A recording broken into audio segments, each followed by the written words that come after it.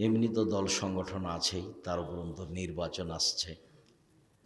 হ্যাঁ, মানুষ তো বিবেচনা হারা হয়েছে। আল্লাহর নবীও বলছেন যে মানুষ হয়ে যাবে আগাছা, তাদের কাছে কোনো আমানতদারি থাকবে না, তাদের কাছে কোনো বিবেচনা থাকবে না।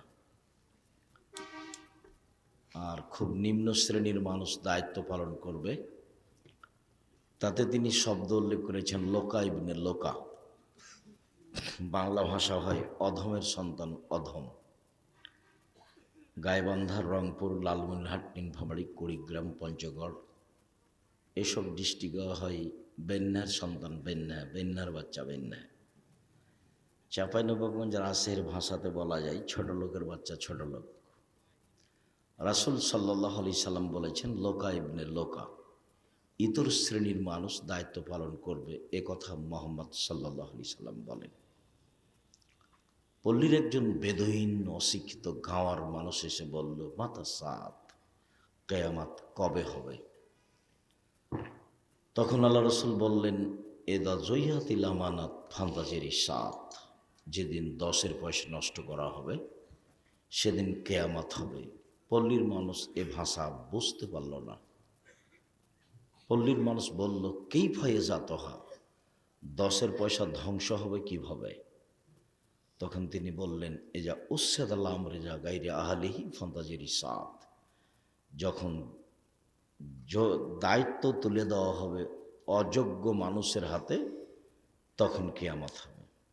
হেড মাওলানা, headmaster, principal, vice principal, vice chancellor, chairman, member, MP, মন্ত্রী, ডিসি, এডিসি, যারা যেখানে দায়িত্ব পালন করবে, তারা যখন অযোগ্য হবে তখন 10 পয়সা নষ্ট হবে, আর তখনই কিয়ামত হবে, এই কথা তিনি বলেন।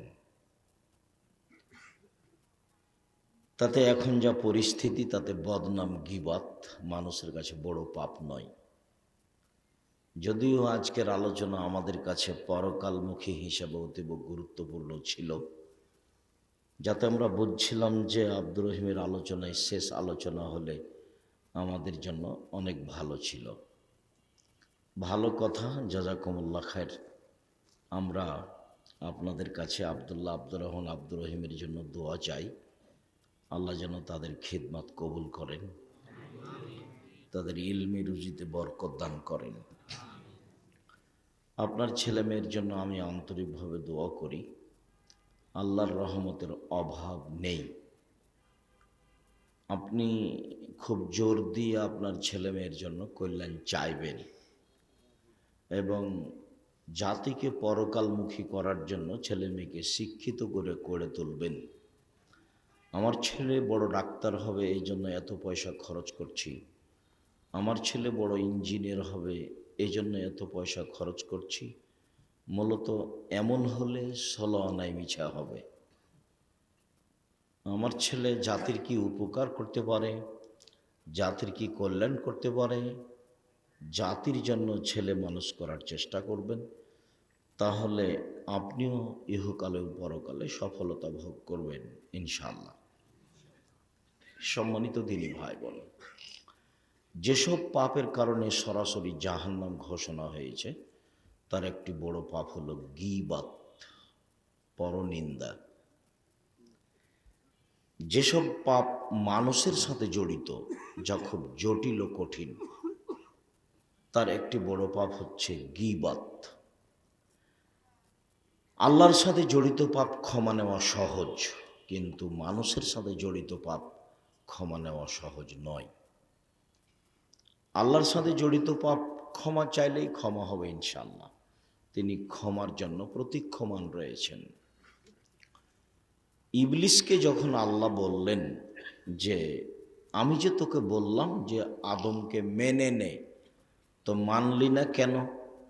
তো ইবলিস বলছে আমি হচ্ছে আগুনের তৈরি আর আদম হচ্ছে মাটির তৈরি, আমি তাকে কেমনে মানি?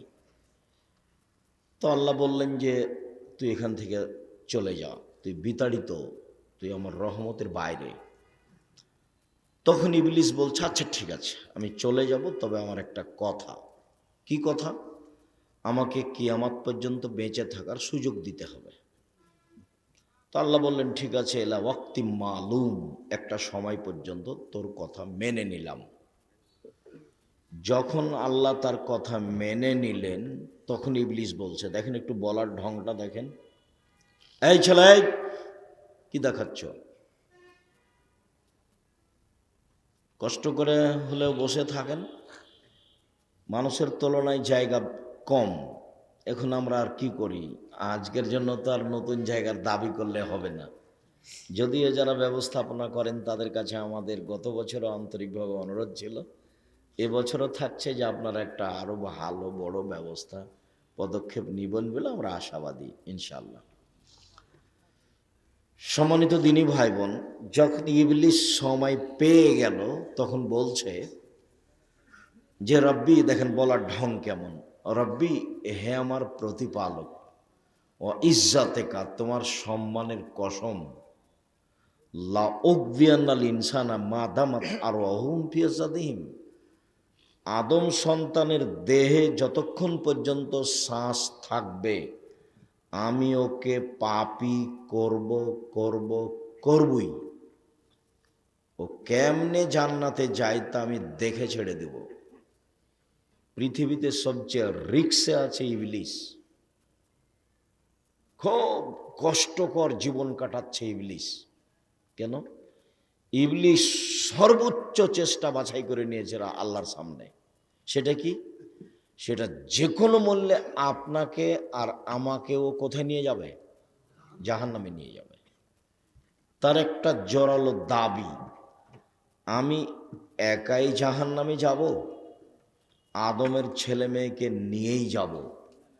কেমনে ও জান্নাতে যায় তা আমি দেখে ছেড়ে দেব।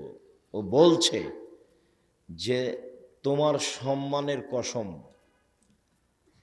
আদমের ছেলে মেয়ের দেহে যতক্ষণ পর্যন্ত শ্বাস থাকবে আমি তাকে পাপী করব করব করব, আমি তাকে জাহান্নামে নিয়ে গিয়েই ছাড়ব। আল্লাহ তখন বললেন না যে তুই পারবি না, এ কথা বললেন না, বুঝাতে পারিনি। আল্লাহ তখন বললেন না যে তুই এটা পারবি না, এ কথা বললেন না। তখন বলছেন আল্লাহ, ও ইজ্জাতি ও জালালি ও ইরতেফায়ে মাকানি, আল্লাহ বলছেন আমার সম্মানের কসম, আমার ইজ্জতের কসম, আমার মর্যাদার কসম, আমার উচ্চতার কসম, আদম সন্তান যতবার ক্ষমা চাইবে ততবার ক্ষমা করে দেব। তখন তিনি বলেছেন, ইয়াবনা আদম মা দাওতানি ও রাজাউতানি, আদমের ছেলে মেয়ে শোনো, তুমি যেভাবে ডাকো আমি সেভাবে থাকি, তুমি যেভাবে বলো আমি সেভাবে শুনি। আদমের ছেলে মেয়ে শোনো, তুমি যেভাবে ডাকো আমি সেভাবে থাকি, তুমি যেভাবে বলো আমি সেভাবে শুনি। তুমি ক্ষমা চাইলে আমি ক্ষমা করে দিই, আমি পরোয়া করি না তুমি কত বড় পাপী, আমি পরোয়া করি না তুমি কত বড় পাপী। আদমের ছেলে মেয়ে শোনো, লাউ বালাকাত জনুবকা আনানা সামায়ে, তোমার পাপ বেশি হতে হতে যদি আকাশে লেগে যায়, পাপ আর পাপ, এর পরেও যদি তুমি আমার কাছে ক্ষমা চাও আমি তোমাকে ক্ষমা করে দিব, আমি পরোয়া করি না তুমি কত বড় পাপী, আমি পরোয়া করি না তুমি কত বড় পাপী, তুমি ক্ষমা চাইলেই আমি ক্ষমা করে দিব, আমি পরোয়া করি না তুমি কত বড় পাপী, তুমি যেভাবে ডাকো আমি সেভাবে থাকি, তুমি যেভাবে বলো আমি সেভাবে শুনি। এটা দুনিয়ার হিসাব। বিচারের মাঠে আবারও আল্লাহ আসবেন আমাদের সামনে, সারা পৃথিবীর পুরুষ নারীর সামনে আল্লাহ আসবেন, এসে বলবেন, ইবনা আদম, হে আদমের ছেলে মেয়ে শোনো, তুমি যে পরিমাণ পাপ নিয়ে এসেছো আমি সেই পরিমাণ ক্ষমা নিয়ে এসেছি। তোমার যে পরিমাণ পাপ আমার সেই পরিমাণ ক্ষমা, তোমার যে পরিমাণ পাপ আমার সেই পরিমাণ ক্ষমা, তোমার পাপ যত আমার ক্ষমা তত, তোমার পাপ যত আমার ক্ষমা তত, আমি তোমার সব পাপ ক্ষমা করে দিব। তবে শিরক, শিরক নিয়ে যারা বিচারের মাঠে উপস্থিত হবে তারা আমাকে অপমান করেছে, আমি তাদের ক্ষমা করব না। শিরক নিয়ে যারা বিচারের মাঠে উপস্থিত হবে আমি তাদের ক্ষমা করব না, এই জন্য যে তারা আমাকে অপমান করেছে। তা আপনার ছেলে মেয়ে সকালে স্কুলে গিয়ে বলছে, ও কালিমা তোমার আকাশ, ও কালিমা তোমার বাতাস। এবার বলেন দেখি, আপনি এসব ছেলে মেয়ে মানুষ করে কি করবেন? ওর জন্ম, ওর ভিত্তি শিরক। মাস্টার বুঝতে পারিনি যে ও কি বলছে। যারা দেশ গড়ে তারাও বুঝে না, তারা এমনি বলছে যে আমরা দেশ গড়ি। এগুলো মুখের কথা মাত্র, অন্তরে কিছু নেই। তুমি প্রতিবাদ করো না, তুমি কিছু বলো না। আমি তো 90 সাল থেকে বলে আসছি, 5,000 কোটি টাকার মামলা দিয়েছে আমার নামে। আমি নাকি ঠাকুরের বদলিয়ে করেছি, ঠাকুরকে অপমান করেছি, মানহানির মামলা। তো সিলেট কোর্টের জজ বলছে, আপনি আব্দুর রাজ্জাক বিন ইউসুফ, পিস টিভির আলোচক, জি, আপনার মামলা আমি খারিজ করে দিলাম। তো ঠাকুরের আমি নিন্দা করলাম? ঠাকুর সারা বাংলাদেশের সব ছেলে মেয়েকে প্রত্যেক দিন মুশরিক বানাচ্ছে। বাংলাদেশ হচ্ছে শিরকের বন্যা। শুধু যে আপনি আষাঢ় মাসে দেখেন বন্যা তা নয়, বাংলাদেশ হচ্ছে বিপদ সীমার উপর দিয়ে চলছে শিরক। বিচারের মাঠে যারা শিরক করে উপস্থিত হবে তাদের বাঁচার কোনো পথ নেই। আমি আপনার ছেলে মেয়েকে যে কোনো মূল্যে মানুষের মতো মানুষ করে গড়ব ইনশাল্লাহ। আপনি ছেলে মেয়ে পাঠান। কে বলেছে আপনি ভুল পথে আছেন? ভুল হিসাব। আপনার ছেলে বড় ডাক্তার, প্রায় ডাক্তারই হচ্ছে প্রতারক। কে বলেছে? যে কোম্পানি তাকে টাকা দেয় সেই কোম্পানির ওষুধ লিখে। আপনি জানেন না? কে বলেছে আপনার ছেলে ভালো? আমি সব বলিনি যে সবাই খারাপ। আপনার ছেলে বড় ইঞ্জিনিয়ার, তো টাকা মেরে খায়, মানুষের চুরি করে টাকা। জাতির কি করতে পারে আপনি আর কি করতে পারেন আপনার ছেলে? ভুল হিসাব। আপনার জীবন পশু প্রাণীর মতো, বুঝেও বুঝে না ওরা, অন্তর আছে বুঝে না, দেখেও দেখে না ওরা, চক্ষু আছে দেখে না, শোনেও শোনে না ওরা, কান আছে শোনে না। উলায়েকা কালা আনাম, তারা পশু প্রাণীর মতো, তারা গরু ছাগলের মতো, তারা কুকুর শ্রীর মতো, বালু মাজাল বরং তার চেয়ে খারাপ। কি হবে এসব জীবন দিয়ে? কি করতে পারেন আপনি জাতির? আপনার ভিত্তি শিরক, আপনার জন্ম শিরক, আপনার পড়াশোনায় শিরক, আপনার জীবন পশু প্রাণীর মতো। আপনার জীবনকে যদি আমি পশু প্রাণীর মতো মনে প্রমাণ করতে না পারি, আমি আব্দুর রাজ্জাক বিন ইউসুফ জাতির সামনে বক্তব্য দিব না।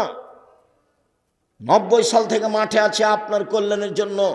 জাতির যদি রাস্তাঘাট করে দিতে না পারি, জাতির যদি স্কুল কলেজ করে দিতে না পারি, জাতিকে চূড়ান্ত সঠিক ধর্ম দিতে পারবো ইনশাআল্লাহ। ধর্মের ব্যাপারে জাতিকে ফাঁকি দিয়ে পরকাল হারাতে রাজি নই। বলছিলাম,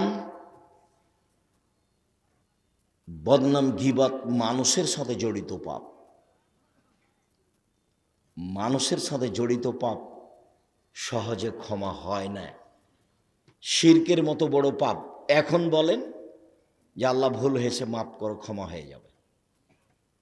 পাপের জগতে সবচেয়ে বড় পাপ হলো শিরক। সুদ মহাপাপ, তার ভাষা শোনাই কঠিন। আল্লাহ রসুল বলছেন, মাইয়াকুল দিরহাম রিবা ওয়া ইয়ালাম আসাদ্দু মিন সিত্তাতি ওয়া সালাসিনা জিনিয়া। কেউ যদি জেনে শুনে 1 টাকা সুদ খায়, 36 বার জেনা করে যত পাপ হবে, 1 টাকা সুদ খেলে তার চেয়ে বেশি পাপ হবে। অবিবাহিত ছেলে মেয়ে জেনা করলে তাকে 100 লাঠি পিটে এলাকা থেকে তাড়িয়ে দিতে হবে। বিবাহিত পুরুষ নারী যদি জেনা করে, তাহলে তাকে ইট ঢেল পাথর দিয়ে মেরে মেরে মেরে ফেলতে হবে। পৃথিবীতে তার বেঁচে থাকার কোনো সুযোগ নেই। তার নাম জেনা। কেউ জেনে শুনে 1 টাকা সুদ খেলে, 36 বার জেনা করে যত পাপ হবে, 1 টাকা সুদ খেলে তার চেয়ে বেশি পাপ হবে। তিনি বলছেন, আর রেবা সাবুনা জুজান আইসার রহান রাজুল উম্মাহু। সুদের পাপের 70টি ভাগ রয়েছে, ছোট থেকে বড়, বড় থেকে ছোট। তার সবচেয়ে ছোট পাপ হলো মার সাথে জেনা করলে যেমন পাপ হয়। একথা আমি বলিনি, একথা মুহাম্মদ সাল্লাল্লাহু আলাইহি ওয়াসাল্লাম বলেছেন। হাদিস 1450 বছর থেকে হাদিস গ্রন্থ আছে। দেখেন উপদেশ বইয়ে দেখেন সুদ ঘুষ লেখা আছে।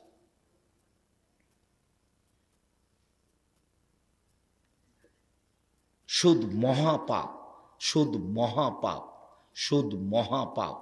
সুদ খেলে মানুষ ভিক্ষুক হবেই।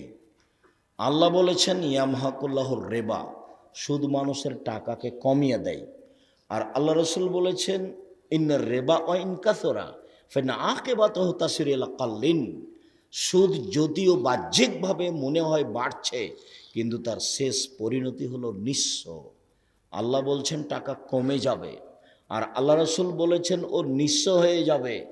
আমি দুইটার সমন্বয়ে বলে আসছি, ওকে ভিক্ষুক হতে হবে, আজ হোক আর কাল হোক। তার টাকা পয়সা থাকবে না, টাকা পয়সা তার ধ্বংস হবেই। আল্লাহ বলেছেন হবে, অতএব হতেই হবে, হবেই হবে। আর সেদিন বলছিলাম, আব্দুল্লাহর বক্তব্যতে আমি সেদিন স্পষ্ট হয়েছিলাম, সেদিন থেকে আপনাদের সামনে বলি যে সুদ খেলে টাকা কমে কেন? এই জন্য যে টাকার উপরে জুলুম করা হয়। প্রত্যেকটা জিনিস যাকে যেই জন্য তৈরি করা হয়েছে তাকে সেভাবে ব্যবহার না করলে তার নাম জুলুম। টেবিলটা বই রাখার জন্য, এখন আমি টেবিলের উপরে উঠে বসে আছি, তাহলে এটা হলো জুলুম। তো টাকার মুদ্রার জন্ম হয়েছে বিনিময়ে ব্যবহারের জন্য। 1 কেজি বেগুন নিলাম, বিনিময়ে টাকা দিলাম। 10 কেজি চাউল নিলাম, বিনিময়ে ডলার দিলাম। একটা স্বর্ণ নিলাম, বিনিময়ে রিয়াল দিলাম। তো তাহলে টাকা কিসের জন্য জন্ম হয়েছে? বিনিময়ে ব্যবহার হওয়ার জন্য। তো এখন মানুষ টাকা দিয়ে যদি টাকা নেয়, তাহলে কি বিনিময় হলো? তাহলে বিনিময় হলো না। তাহলে টাকার উপরে জুলুম হলো। যার উপরে আপনি জুলুম করবেন সে আপনার কাছে চিরদিন থাকতে পারবে না, একদিন না একদিন বিদায় হবেই। তা আপনি যখন সুদ খাবেন তখন টাকা আপনার জুলুম আর কতদিন সহ্য করবে? সহ্য করতে করতে এক সময় টাকা চলে যাবে। মূল কথা, সুদ যত বড়ই পাপ হোক না কেন, কোটি কোটি টাকা সুদ খেয়েছেন, আজকে সব লেনদেন বন্ধ করে বলেন আল্লাহকে, আল্লাহ ভুল হয়েছে, তুমি আমাকে মাফ করো। আল্লাহ বলবেন ঠিক আছে করলাম, যা। কিন্তু বলেছেন ওই যে নির্বাচন, অমুক অমুক, এই চোর সেই, এখন ওর জন্য ক্ষমা চান তো দেখি, মরা পর্যন্ত ক্ষমা চান, দেখি পাপ কেমনে ক্ষমা হয়ে যায়। এটা হবে না, এটা আল্লাহর সাথে জড়িত নয়, এটা মানুষের সাথে জড়িত। এইটা যদি আল্লাহ ক্ষমা করে দেন তাহলে আল্লাহ হবেন জালেম, জুলুমকারী। আর আল্লাহ বলছেন ইন্নী হারামতু যুলমা আলাইয়া, আমি আমার উপরে জুলুম করা হারাম করেছি। তুমি মানুষের বদনাম করেছো আর আমি ক্ষমা করে দেব, এই জুলুম আমি করি না। যার বদনাম করেছো ওর কাছে ক্ষমা নেওয়া। যার টাকা নিয়ে তুমি দেওনি তাকে টাকা দেওগা, ওটা আমি ক্ষমা করব না। তুমি আর ছেলে মেয়ে 3টা, 2টা ছেলে 1টা মেয়ে, জমি জায়গা সব তুমি ছেলেকে লিখে দিয়েছো, মেয়েকে দেওনি, আমার কাছে ক্ষমা হবে না, ওখানে ক্ষমা নেওয়া। মানে জাহান্নামে চলেই গেছে, ঢোকেনি কেন? মরেনি এই জন্য। মানুষের হক নষ্ট হচ্ছে, মানুষের সাথে জড়িত পাপ। এটা অবশ্য পাপ না, এই চিন্তা আমার মাথাতে নেই। রংপুর, লালমনিরহাট ওই দেশের মানুষেরা, ওই জেলার মানুষেরা বোনেরাকে জমি দেয় না, বোনেরা জমি চাইলেই খেপে যায়, এটা বোনদের নাকি অপরাধ। তা আমি বললাম যে তোমার দাদা মারা গেছে, তোমার বাপ পাবে সকালে জমি আর তোমার ফুফু পাবে বিকালে জমি, এরকম না একসাথে? বলে একসাথে। একসাথে যদি পাই তাহলে এটার ফলাফল বলো। সম্মানিত দিনী ভাই বোন, বলছিলাম সুদ মহাপাপ। এরপরেও মানুষ যদি আল্লাহর কাছে ক্ষমা চাই, ক্ষমা হয়ে যাবে। জেনা মহাপাপ, এরপরেও যদি মানুষ আল্লাহর কাছে ক্ষমা চাই, ক্ষমা হয়ে যাবে। সালাত ত্যাগ করা, নামাজ না পড়া মহাপাপ। 70 বছর বয়স, একদিনও সালাত আদায় করেনি, আজ বলছে আল্লাহ আমার ভুল হয়েছে, তুমি আমাকে মাফ করো, আমি আজ থেকে সালাত শুরু করলাম, ইনশাল্লাহ তার সব পাপ ক্ষমা হয়ে যাবে। কিন্তু বদনাম করে আল্লাহর কাছে ক্ষমা চাইবে, তখন এই পাপ ক্ষমা হবে না। মানুষের সাথে জড়িত পাপ হলো বদনাম, গীবাত, এক খেলে চেয়ে থাকবেন। মহান আল্লাহ বলেন, ওয়াইলুল লিকুল্লি হুমাযাতিল লুমাযা, যারা সামনে বদনাম করে, যারা পিছনে বদনাম করে, এদের জন্য জাহান্নাম সুনিশ্চিত, ধ্বংস সুনিশ্চিত, এরা জাহান্নামে যাবে, ঘোষণা। যে সামনাসামনি বদনাম করে সেও জাহান্নামে যাবে, যে পিছনে বদনাম করে সেও জাহান্নামে যাবে। বদনাম কি জিনিস? আবু হুরায়রা রাদিয়াল্লাহু তাআলা আনহু বলেন, রাসূল সাল্লাল্লাহু আলাইহি ওয়াসাল্লাম বলেছেন, হাল তাদরুনা মাল গীবাত, সঙ্গী সাথী বলতে পারো গীবাত কাকে বলে? সঙ্গী সাথী বলতে পারো বদনাম কাকে বলে? কালু আল্লাহ রাসূলুহু আলাম, সাহাবীগণ বললেন, জি না, বদনাম গীবাত কাকে বলে আমরা জানি না।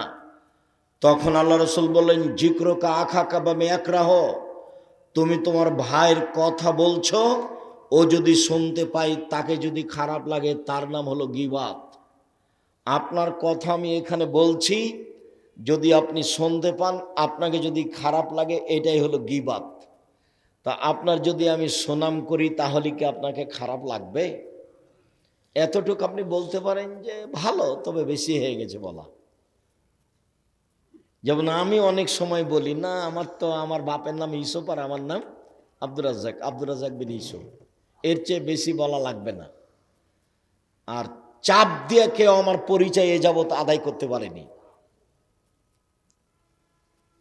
যে আমি এই পড়াশোনা বা এই জানি বা এই কিছু বা এই করি, চাপ দিয়ে কে এ যাবত আদায় করতে পারেনি। যখন খুব জোরে চাপ দিয়েছে যে বিজ্ঞাপন পোস্টারে লিখতে হবে, কি লিখবো বলেন, তখন আমি বলেছি আমার নাম আব্দুর রাজ্জাক আর আমার বাপের নাম ইউসুফ, বাপ বেটা মিলে আব্দুর রাজ্জাক বিন ইউসুফ। দেখেন এতে পাপ নাই, কাউকে জিজ্ঞাসা করেন আমার কাছ থেকে এর চেয়ে বেশি কেউ আদায় করতে পেরেছে নাকি?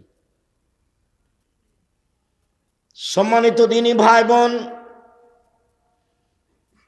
তুমি কারো কথা বললে, ও যদি শুনতে পাই, তাকে যদি খারাপ লাগে, এটা হলো গীবাত। এ পর্যন্ত আল্লাহ রাসূল বললেন। সাহাবী বলেন, আরায়তা ইন কানা ফিহি মাকুল, আল্লাহ রাসূল আপনি তাহলে কি বলতে চান? একটা মানুষ চুরি করেছে, আমি যদি বলি চোর, একটা মানুষ জেনা করেছে, আমি যদি বলি জেনা করেছে, তাহলেও কি গীবাত হবে? আল্লাহ রাসূল বললেন, শোনো, ইন কানা ফিহি মাতাকুল ফাকা দিগতাবতাহু, ও যদি চুরি করে থাকে তুমি বলো, তাহলে গীবাত। ও যদি জেনা করে থাকে তুমি বলো, তাহলে গীবাত। আর ও যদি চুরি না করে থাকে তুমি বলো ফাকাত বাহাত্তাহ, তুমি তার উপরে অপবাদ লাগালে। কোনোটাই কম নয়। বদনাম করেছেন, ক্ষমা নিতে হবে তার কাছে, নইলে ক্ষমা হবে না।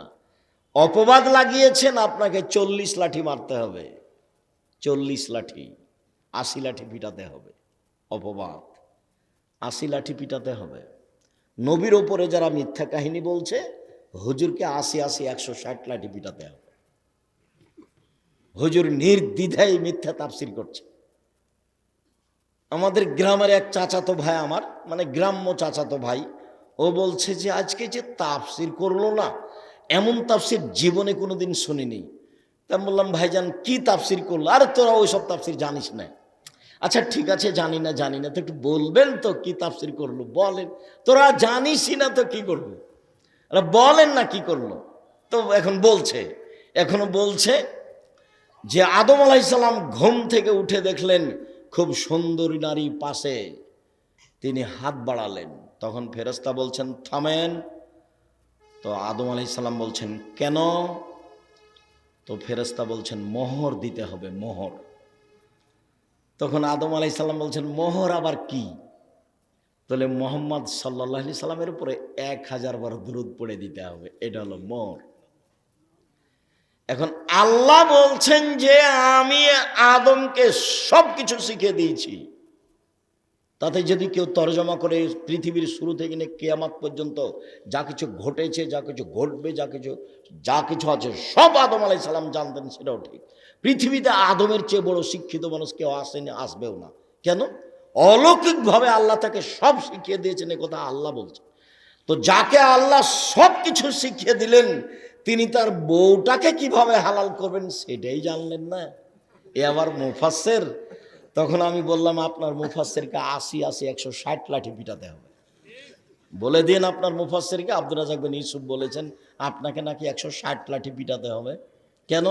যে তাফসির করেছেন এই তাফসির মিথ্যা। আদম আলাইহিস সালাম তার বউকে এভাবে হালাল করতে হবে, এভাবে আল্লাহ সৃষ্টি করেননি।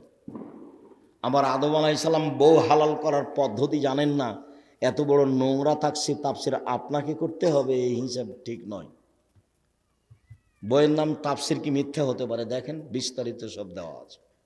সম্মানিত দিনী ভাই বোন, বলছিলাম গীবত। জুবাইর ইবনে মুতঈম রাদিয়াল্লাহু তাআলা আনহু বলেন, রাসূল সাল্লাল্লাহু আলাইহি সাল্লাম বলেছেন, লা ইয়াদখুলুল জান্নাতা কাত্তাত ওয়া ফি রিওয়ায়াতিন নাম্মাম, বদনাম করে যে, গীবত করে যে, সে জান্নাতে যাবে না। চগলখড়ি করে যে, সে জান্নাতে যাবে না। ওইখানের কথা এখানে লাগাই, এখানকার কথা ওখানে লাগাই, এই চগলখোর জান্নাতে যাবে না, বদনাম গীবতকারী জান্নাতে যাবে না। খুব রিস্ক নিয়ে বেঁচে থাকার চেষ্টা করবেন, কারো বদনাম করবেন না, আর প্রতিশোধ নেবেন না। প্রতিশোধ নেই আর বদনাম নেই, যা হবে হবে। মোবাইলে যখন আমাকে গালি দেওয়া শুরু করে, তখন আমার মা বোন দিয়ে শুরু করে। তো যখন গালি দিতে দিতে থেমে যাই, তখন আমি আবার রিং দিই, দিয়ে বলি, ভাইজান আর কি কিছু গালি ছিল? হয়তো মোবাইলের টাকা মনে হয় শেষ হয়ে গেছে, আরও থাকলে দিয়ে নেন। আমি কোনোদিন তার প্রতিশোধ নিইনি। চেষ্টা করি মানুষের পিছনে না পড়া। মানুষের পিছনে পড়লে আল্লাহ আমার বিরুদ্ধে চলে যাবেন, তখন আমি আর টিকতে পারবো না। একটু পরে আসছে, দেখেন। গীবত মহাপাপ। আবু হুরায়রা রাদিয়াল্লাহু তাআলা আনহু বলেন, রাসূল সাল্লাল্লাহু আলাইহি ওয়াসাল্লাম বলেছেন, তাজদুন আশারনাস ইয়াউমাল কিয়ামা আল্লাযী ইয়াতি হাওলায় বিওয়াজহিন ওয়া হাওলায় বিওয়াজহিন। এই বিচারের মাঠে সবচেয়ে নিকৃষ্ট জঘন্য মানুষ হবে সেই যে গীবত, বদনাম, চগলখড়ি করে। এখানে আসে এক কথা বলে, ওখানে যায় আর এক কথা বলে। এ হলো মানুষের মধ্যে সবচেয়ে নিকৃষ্ট খারাপ মানুষ, এ জান্নাতে যাবে না। আনাস রাদিয়াল্লাহু তাআলা আনহু বলেন, রাসূল সাল্লাল্লাহু আলাইহি ওয়াসাল্লাম বলেছেন, মান কানা লাহু জাওয়াজান কানা লাহু ইয়াউমাল কিয়ামা লিসানান। যে ব্যক্তি দুনিয়াতে মানুষের বদনাম করবে, গীবত করবে, বিচারের মাঠে তার দুইটা জিহ্বা হবে আগুনের। লিসানান মিন নার। কি বুঝলেন এই হাদিসটা? যারা মানুষের বদনাম করে, বিচারের মাঠে তার মুখে কয়টা জিহ্বা হবে? দুইটা, আগুনের। কি হতে পারে অবস্থা? এই ছেলে, দেখো তো ওখানে ভিতরে দু একটা মানুষ আসছে যাচ্ছে, কেন? ওটা বন্ধ করতে হবে। দয়া করে আপনি আমার প্রয়োজন দেখায়েন না, আমি আপনার প্রয়োজন দেখতে চাচ্ছি না। আপনাকে আমি সম্মান করতে চাচ্ছি, আপনাকে আমি মানুষ মনে করছি, পশু প্রাণী মনে করি না। আপনি নিজেকে কেন মনে করছেন? কেন চা খেতে গেলেন? কেন আপনি এখন মিষ্টি কিনতে গেলেন? আজকেই চা খেতে হবে, এখনই মিষ্টি কিনতে হবে? এত বড় নিম্ন শ্রেণীর মানুষ আপনাকে আমি মনে করিনি। এটা পাবনা এবং শহর, বুদ্ধি আছে। এত নিম্ন শ্রেণীর, ইতর শ্রেণীর মানুষ আপনাকে আমি মনে করিনি। আপনাকে আমি হুঁশিয়ার, বুদ্ধিমান মানুষ মনে করি। অতএব রাসূল সাল্লাল্লাহু আলাইহি সাল্লামের কথা, আল্লাহর কথা যতক্ষণ চলছে, নিজেকে আপনি মূল্যায়ন করিয়েন না, এ কথারই দাম দেন, ভালো হবে। মহান আল্লাহ বলেন, ইয়া আইয়ুহাল্লাযীনা আমানু ইজতানিবু কাসীরাম মিনায-যান, পৃথিবীর মানুষ, তোমরা মানুষের উপরে বেশি বেশি ধারণা করা খারাপ ধারণা থেকে বেঁচে থাকো। ইন্না বাদাদান ইসম, নিশ্চয় কিছু ধারণাতে পাপ হয়। ধারণা করিও না ও এই করেছে মনে হয়, ও এই বলেছে মনে হয়, ধারণায় পাপ হয়। রাসূল সাল্লাল্লাহু আলাইহি সাল্লাম বলেন, ইয়াকুমুজ জান্না ফাইন্না জান্না আকযাবুল হাদিস, পৃথিবীর মানুষ তোমরা ধারণা থেকে বেঁচে থাকো, ধারণায় সবচেয়ে বড় পাপ। আল্লাহর নবী একবার বলেছেন, আকবারুল কাবায়রা সালাসা, সবচেয়ে বড় পাপ তিনটি। তখন তিনি বলেছেন, আল-ইশরাকু বিল্লাহ, আল্লাহর সাথে শিরক করা সবচেয়ে বড় পাপ। দ্বিতীয় তিনি বলেছেন, উকুকুল ওয়ালিদাইন, পিতা মাতার অবাধ্য চলা। তৃতীয় তিনি বলেছেন, কাউলু জুরে, মিথ্যা সাক্ষী দাও, শাহাদাতু জুরে, মিথ্যা সাক্ষী দেওয়া পৃথিবীতে তৃতীয় মহাপাপ। পাবনা জেলে বহু মানুষ 20, 25, 30 বছর থেকে আছে, ও নিজেই জানে না আমি কেন জেলে। জজ জানে না ঘটনা কি, উকিল জানে না ঘটনা কি, সাক্ষীও জানে না ঘটনা কি। সাক্ষীকে বলেছে 1 লাখ টাকা দিব তুমি এইভাবে বলিও, তখন সাক্ষী বলছে আমি 2 চোখে দেখেছি মারতে।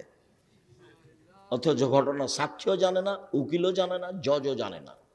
এখন যে জেলে আছে সে বলছে ব্যাপারটা কি আমি বুঝলাম না, আমি কেন জেলে? যেদিন এখানে মারামারি হয় সেদিন তো আমি ছিলাম না।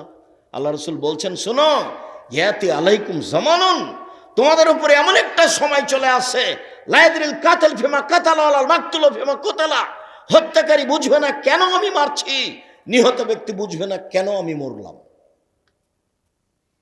যে মারবে তার ব্যাপারে বলবে কি ব্যাপারে, এ আমাকে মারছে কেন, একে তো আমি চিনি না। আর যে মারছে সেও জানে না যে একে কেন মারছে। ওকে একজন বলেছে টাকা 50,000 দিব ওকে মেরাই, তখন দেখছে টাকা 50,000 তো পাচ্ছি, মেরে গেছে। ও তো জানে না কেন মারছে, আর যাকে মারছে সেও তো চিনে না যে আমাকে মারছে কেন। আল্লাহ রাসূল বলছেন, হত্যাকারী জানে না কেন আমি মারছি, নিহত ব্যক্তি জানে না কেন আমি মরছি।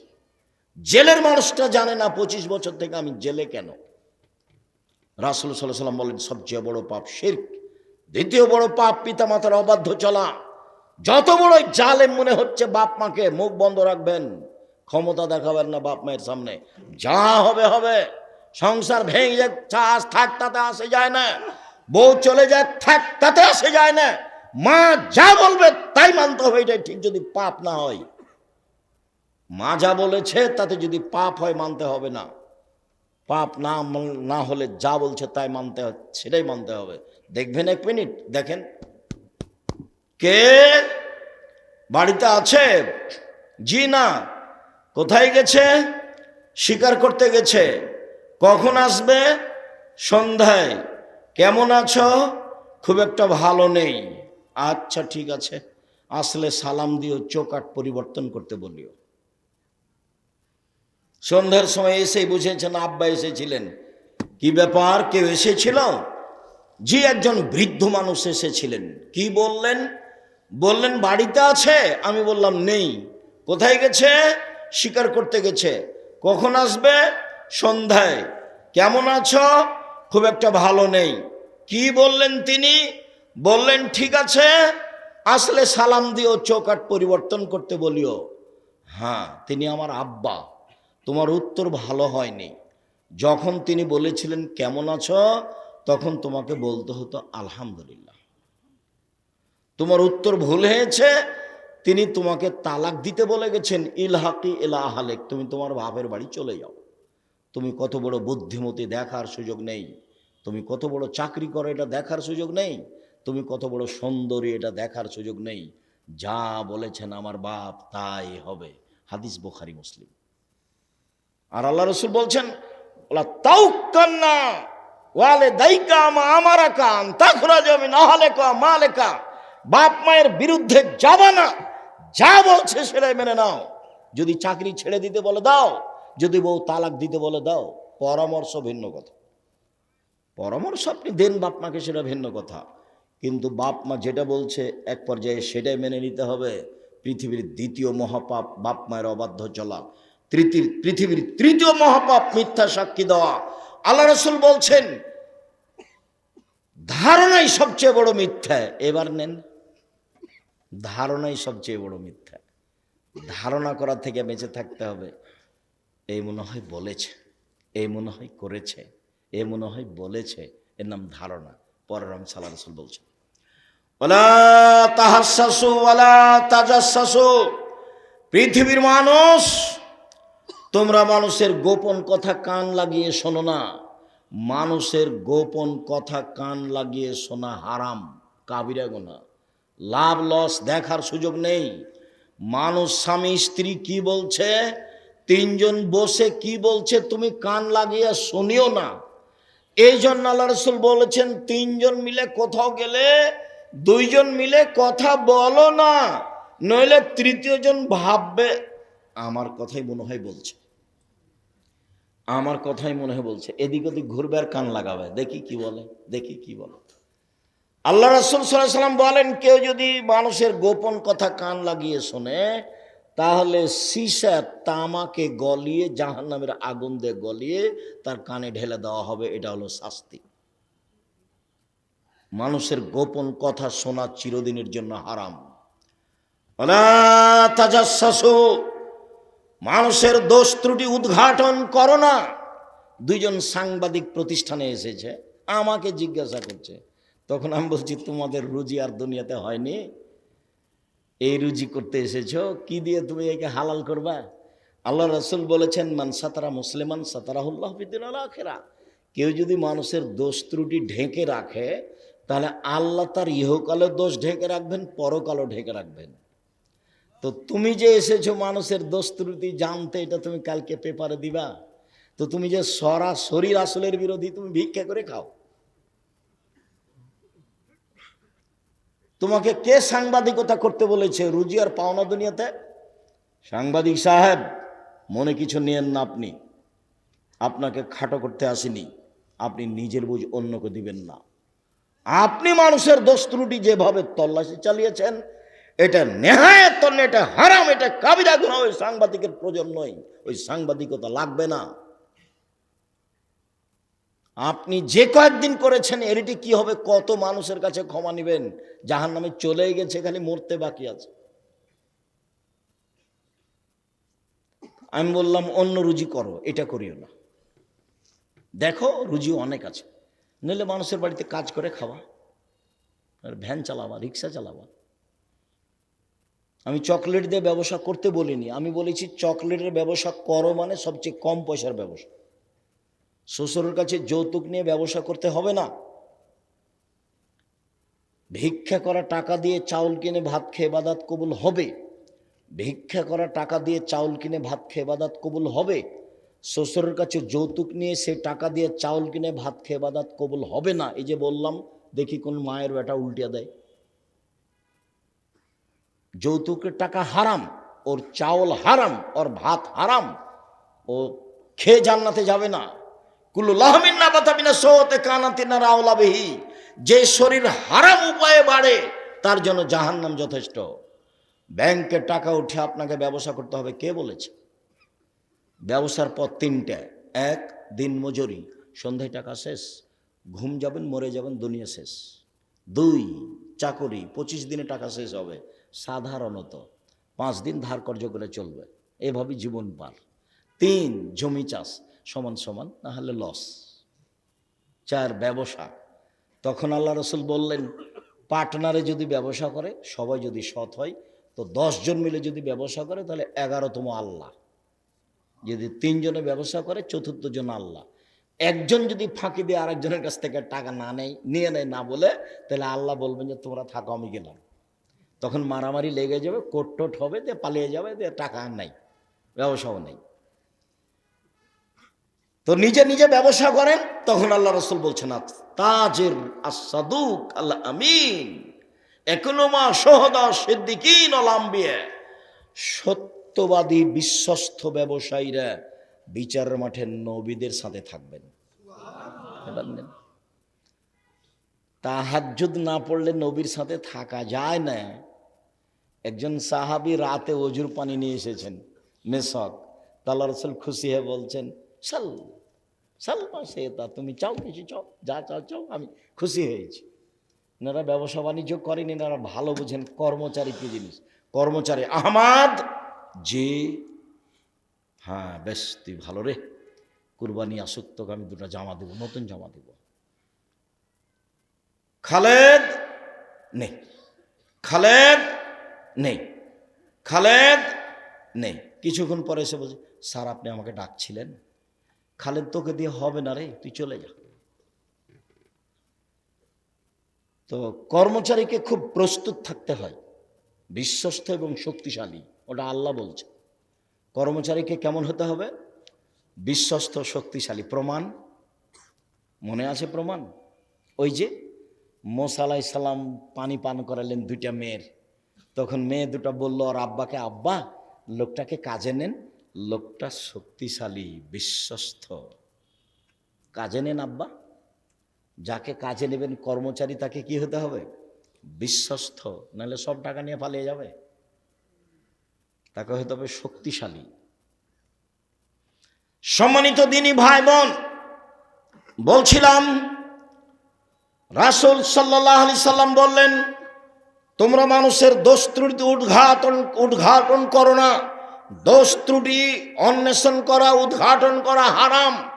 চিরদিনের জন্য মহা পাপের কাজ হলো মানুষের দোষ ত্রুটি উদ্ঘাটন করা। সম্মানিত দিনী ভাই বোন, আমি আপনাদের আজকে একটা ঘটনা শোনাই, যাতে আল্লাহর নবী মুখে বলেছেন দোষ ত্রুটি ঢেকে রাখতে এবং নিজে কত চেষ্টা চালিয়েছেন। মুখে যা বলেছেন সেটা বলবো ইনশাআল্লাহ, চেষ্টা যা করেছেন সেটাও বলছি। আপনি দেখেন, বুরায়দা রাদিয়াল্লাহু তাআলা আনহু বলেন, যা মাইজ ইবনে মালিক এলেন নবী সাল্লাল্লাহু আলাইহি সাল্লাম ওয়াকালাত তাহিরনি ইয়া রাসূলুল্লাহ। মাইজ ইবনে মালিক একটা লোক, মালিকের বাড়ি থাকতে অশ্লীল কাজে লিপ্ত হয়। মালিক হুজ্জাল বলেন, মাইজ ইবনে মালিক, তুমি তোমার ঘটনা রাসূলের কাছে গিয়ে বলো, দেখো তো তিনি কি বলেন। মালিকের পরামর্শে মাইজ ইবনে মালিক এসে বলছেন, আল্লাহর নবী তাহেরনি, আমাকে পবিত্র করেন। আল্লাহ রাসূল জিজ্ঞাসা করলেন না, কেন তোমাকে পবিত্র করব? তিনি বললেন, ইরজে, বাড়ি ফিরে যাও, আস্তাগফিরুল্লাহ, আল্লাহর নিকটে ক্ষমা চাও, তুব ইলাইহি, তওবা করো। বাক্য প্রমাণ করছে লোকটা মহাপাপ করেছে, নইলে কেন বলবেন ক্ষমা চাও, তওবা করো, ফিরে যাও, ক্ষমা চাও, তওবা করো। তওবা তো বড় পাপের জন্য হয়। উনি তো জিজ্ঞাসা করছেন না কেন। ফারাজা গায়রা বাইদিন, একটু গিয়ে আবার ফিরে এসে বলছেন, তাহেরনি ইয়া রাসূলুল্লাহ, আল্লাহ রাসূল আমাকে পবিত্র করেন। তখন আল্লাহ রাসূল বলছেন, ইরজে, বাড়ি ফিরে যাও, আস্তাগফিরুল্লাহ, আল্লাহর নিকটে ক্ষমা চাও, অতুব ইলাইহি, তুমি তওবা করো, পাপ ক্ষমা হয়ে যাবে। লোকটা চলে গেল, একটু গিয়ে আবার ফিরে এসে বলছে, তাহেরনি ইয়া রাসূলুল্লাহ, আল্লাহ রাসূল আমাকে পবিত্র করেন। তখন আল্লাহ রাসূল বললেন, তুমি ফিরে যাও, ক্ষমা চাও, তওবা করো। লোকটা চলে গেল, আবার ফিরে এসেছে, চতুর্থবার এবার হচ্ছে। যখন চতুর্থবার এসেছে, তখন আল্লাহ রাসূল বলছেন, আবেহি জনন, ও কি পাগল? আমি তো তাকে চলে যেতে বলছি, যায় না কেন? সে কি আমার কথা বুঝে না? আমি তো তাকে চলে যেতে বলছি যে তুমি যাও, ক্ষমা চাও, তওবা করো, পাপ ক্ষমা হয়ে যাবে। কালু লাইসা বিমাজনুন, সাহাবীগণ বলেন, জি না, আল্লাহ রাসূল তো পাগল নয়। কই, আল্লাহ রাসূল তো একবারও বলছেন না। কেন? কেন তোমাকে পবিত্র করব? ঘটনা কিন্তু বুঝতে পারছেন। বলছেন ও কি পাগল? তো সাহাবীগণ বলছেন, জি না, পাগল নয়। তখন আল্লাহ রাসূল বলছেন, আর সারেবা খামরান, ও কি মদ পান করেছে? তাই সে আমার কথা বুঝে না। আমি তাকে চলে যেতে বলছি, যায় না কেন? ও কি মদ খেয়েছে? তাই তার মস্তিষ্ক বিকৃত হয়েছে, সে আমার কথা বোঝে না। ফাকামা রাজুলুন ফাস্তানকাহু, একটা লোক দাঁড়ালো, তার মুখে নাক লাগিয়ে মুখটা সঙ্গে দেখে বলল, আল্লাহ রাসূল, মা সারেবা খামরান, এ তো মদ পান করেনি। তাহলে এ পাগল নয়, এ মদ পান করেনি, এ ভালো। এখন আল্লাহ রাসূল বলছেন, আজানাইতা, তুমি জেনা করেছ? তখন তিনি যা বলার বললেন, মানে হ্যাঁ। তখন আল্লাহ রসুল বল, ঠিক আছে, একে নিয়ে যাও, মাঠে নিয়ে গিয়ে ইট ঢিল পাথর দিয়ে মেরে ফেলো, যেটা শাস্তি সেটা তিনি করতে বললেন। ঘটনা শেষ। এখানে কথা আর একটু আছে। এই ছেলে, কোনো কাজে ব্যস্ত থাকো না, এক খেলে চেয়ে থাকবা। সম্মানিত দিনী ভাই বোন যারা আছেন, দয়া করে কোনো কাজে ব্যস্ত থাকবেন না। কথা শেষ হয়নি। অনেক দিন পরে একদিন রাসূল সাল্লাল্লাহু আলাইহি সাল্লাম রাস্তায় আসছেন, আর এই মাইজুব মালিকের মালিক হুজ্জাল রাস্তা দিয়ে যাচ্ছেন, মুখামুখি দেখা। কথা বুঝতে না পারলে আবার বলি, যাকে ইট ঢেল পাথর দিয়ে মেরে ফেলা হলো, ইনি সাহাবী। এনার নাম হচ্ছে মাইজুব মালিক। ইনি একটা বাড়িতে কাজ করতেন, মালিকের নাম হুজ্জাল বা হাজ্জাল। তো এই হুজ্জাল ঘটনাটা জেনে নেয়, তার স্ত্রীর সাথে অথবা তার কাজের মেয়ের সাথে ঘটনাটা ঘটে। তো হুজ্জাল জেনে নিয়ে বলেন যে ইনি খুব ভদ্র মানুষ, মাইজুব মালিক। তো উনি মালিকও খুব দুর্বল তার উপরে। তখন উনি বললেন, দেখো মাইজুব মালিক, ঘটনা যখন ঘটেই গেছে, তো তুমি একটু রাসূলের কাছে যাও, একটু পরামর্শ নেও। তো এখন রাসূলের কাছে গিয়ে সরাসরি বলছেন, আমাকে পবিত্র করেন। তা আল্লাহ রাসূল তো ঘুরালেন, একবার ঘুরালেন, দুইবার ঘুরালেন, তিনবার ঘুরালেন, চারবার ঘুরালেন। পঞ্চমবারে বললেন যে ও কি পাগল? না। ষষ্ঠবারে বললেন, ও কি মদ খেয়েছে? না। তখন আল্লাহ রসুল বললেন, তুমি অশ্লীল কাজ করেছো? জি। তখন আল্লাহ রসুল বললেন, ঠিক আছে, তোমরা ওকে ইট পাথর দিয়ে মেরে ফেলে দাও। তো ইট পাথর দিয়ে মেরে ফেলা হলো, ঘটনা শেষ। অনেকদিন পরে তার মালিক আর রাসূলের মুখামুখি দেখা। তখন আল্লাহ রসুল বলছেন, ও হুজ্জাল, লাউ সাতারতা খাবারা মাইজ ইবনে মালিক লাকুনতা খায়রান কাসীর। তুমি যদি মাইজ ইবনে মালিকের ঘটনাটা লুকিয়ে রাখতে, তাহলে যে কত ভালো হতো, বেহিসাব ভালো হতো। একটা ইসিম তাবজিল শব্দ ব্যবহার করা হয়েছে, ওটাকে আপনি বুঝাতে পারিনি আমি আপনাকে। হুজ্জাল, তুমি যদি তার ঘটনাটা লুকিয়ে রাখতে, তাহলে যে কত ভালো হতো। তুমি আমার কাছে কেন পাঠালে? আমি চেষ্টা করেছিলাম তার ঘটনা লুকিয়ে রাখতে, কিন্তু শেষ পর্যন্ত পারিনি। শেষ পর্যন্ত বিচার হয়েই গেছে। তুমি যদি লুকিয়ে রাখতে, তাহলে কত ভালো হতো। আপনাকে এই বুখারী মুসলিমের হাদিস পেশ করে দেখালাম যে আল্লাহর নবী মানুষের দোষ ত্রুটি ঢেকে রাখতে কত চেষ্টা করেছে। আমি যদি বুঝাতে না পারি, তাহলে এটা আমার ব্যর্থতা। তাহলে আপনি দল সংগঠন করে কি করবেন? মানুষের বদনাম করে, নির্বাচন করে কি করতে চাচ্ছেন আপনি? ভিক্ষা করে খান। ভিক্ষা করে খাবো কেন আব্দুল রাজ্জাক সাহেব? ভিক্ষা করবো কেন? মানুষের বাড়িতে কাজ করে খাবো। আমিও তোমাকে পুরুষ হতে বলছি, ভিক্ষা করে খাবো কেন? মানুষের বাড়িতে কাজ করে খাবো। আরে কাজ করে খাবো কেন? চকলেটের ব্যবসা করব, সবচেয়ে কম টাকার ব্যবসা। 5 বছর চকলেটের ব্যবসা করব, তারপর কলার করব, তারপর কাপড়ের করব, তারপর বিদেশ থেকে জিনিস নিয়ে আসবো, কোটি কোটি টাকার মালিক হব 30 বছর পরে। এইটা পথ। ব্যবসা দিয়েই সহজ সম্ভব। ব্যবসা দিয়েই অসহায় মানুষের পাশে দাঁড়ানো যায়। আর আল্লাহকে বলবেন, আরে ব্যবসা করছি অসহায় মানুষের পাশে দাঁড়ানোর জন্য, ব্যবসা দিয়ে জান্নাত কিনে নেব। এই জন্য হজ করলে জান্নাত পাওয়া যায় কিনা যায় না, সালাত আদায় করলে জান্নাত পাওয়া যায় কিনা যায় না, রমজান মাসে সিয়াম পালন করলে জান্নাত পাওয়া যায় কিনা যায় না, তাসবিহ তাহলিল জিকির আজকার করলে জান্নাত পাওয়া যায় কিনা যায় না, কোরআন তেলাওয়াত করলে জান্নাত পাওয়া যায় কিনা যায় না। জান্নাত কেনার একটাই পথ হলো দান। আমি অসহায় মানুষকে দান করেছি, আমি জান্নাত কিনে নিয়েছি। আল্লাহ বলছেন, পৃথিবীর মানুষ, আমি তোমার জান এবং মালের বিনিময়ে জান্নাত বিক্রি করে দিলাম, যাও। তা বলেন আল্লাহ, তাই বলেন নবী। আমি এই জন্য ব্যবসা করি, আমি কোটি টাকার মালিক হয়ে সরকারকে উঠাবার বসাবো, এই জন্য আমি টাকা ইনকাম করিনি। আমার টাকা ব্যবহার হবে অসহায় মানুষের জন্য, এই জন্য ব্যবসা করি। মেয়েকে 350 550 টাকা দিয়ে চকলেট খাওয়াবো, আইসক্রিম খাওয়াবো, এই জন্য নয়। জীবিকা নির্বাহ করব মধ্যম পন্থায়। যেদিন সামান্য টাকার মালিক ছিলাম, সেই দিনও খরচ হবে মধ্যম পন্থায়। আজকে বিত্তশালী হয়েছে, আজকেও খরচ হবে মধ্যম পন্থায়। তবে ওই ব্যাখ্যাই ঠিক, হুজুর যে কথাই বলুক। কোন ব্যাখ্যা? আপনি পাবনা শহরে সবচেয়ে বেশি টাকা পয়সাওয়ালা মানুষ, ধনী মানুষ, পাবনা শহরে একটা নদীর মাছ এসেছে যেটা 1,500 টাকা কেজি, 20 কেজি ওজনের মাছ।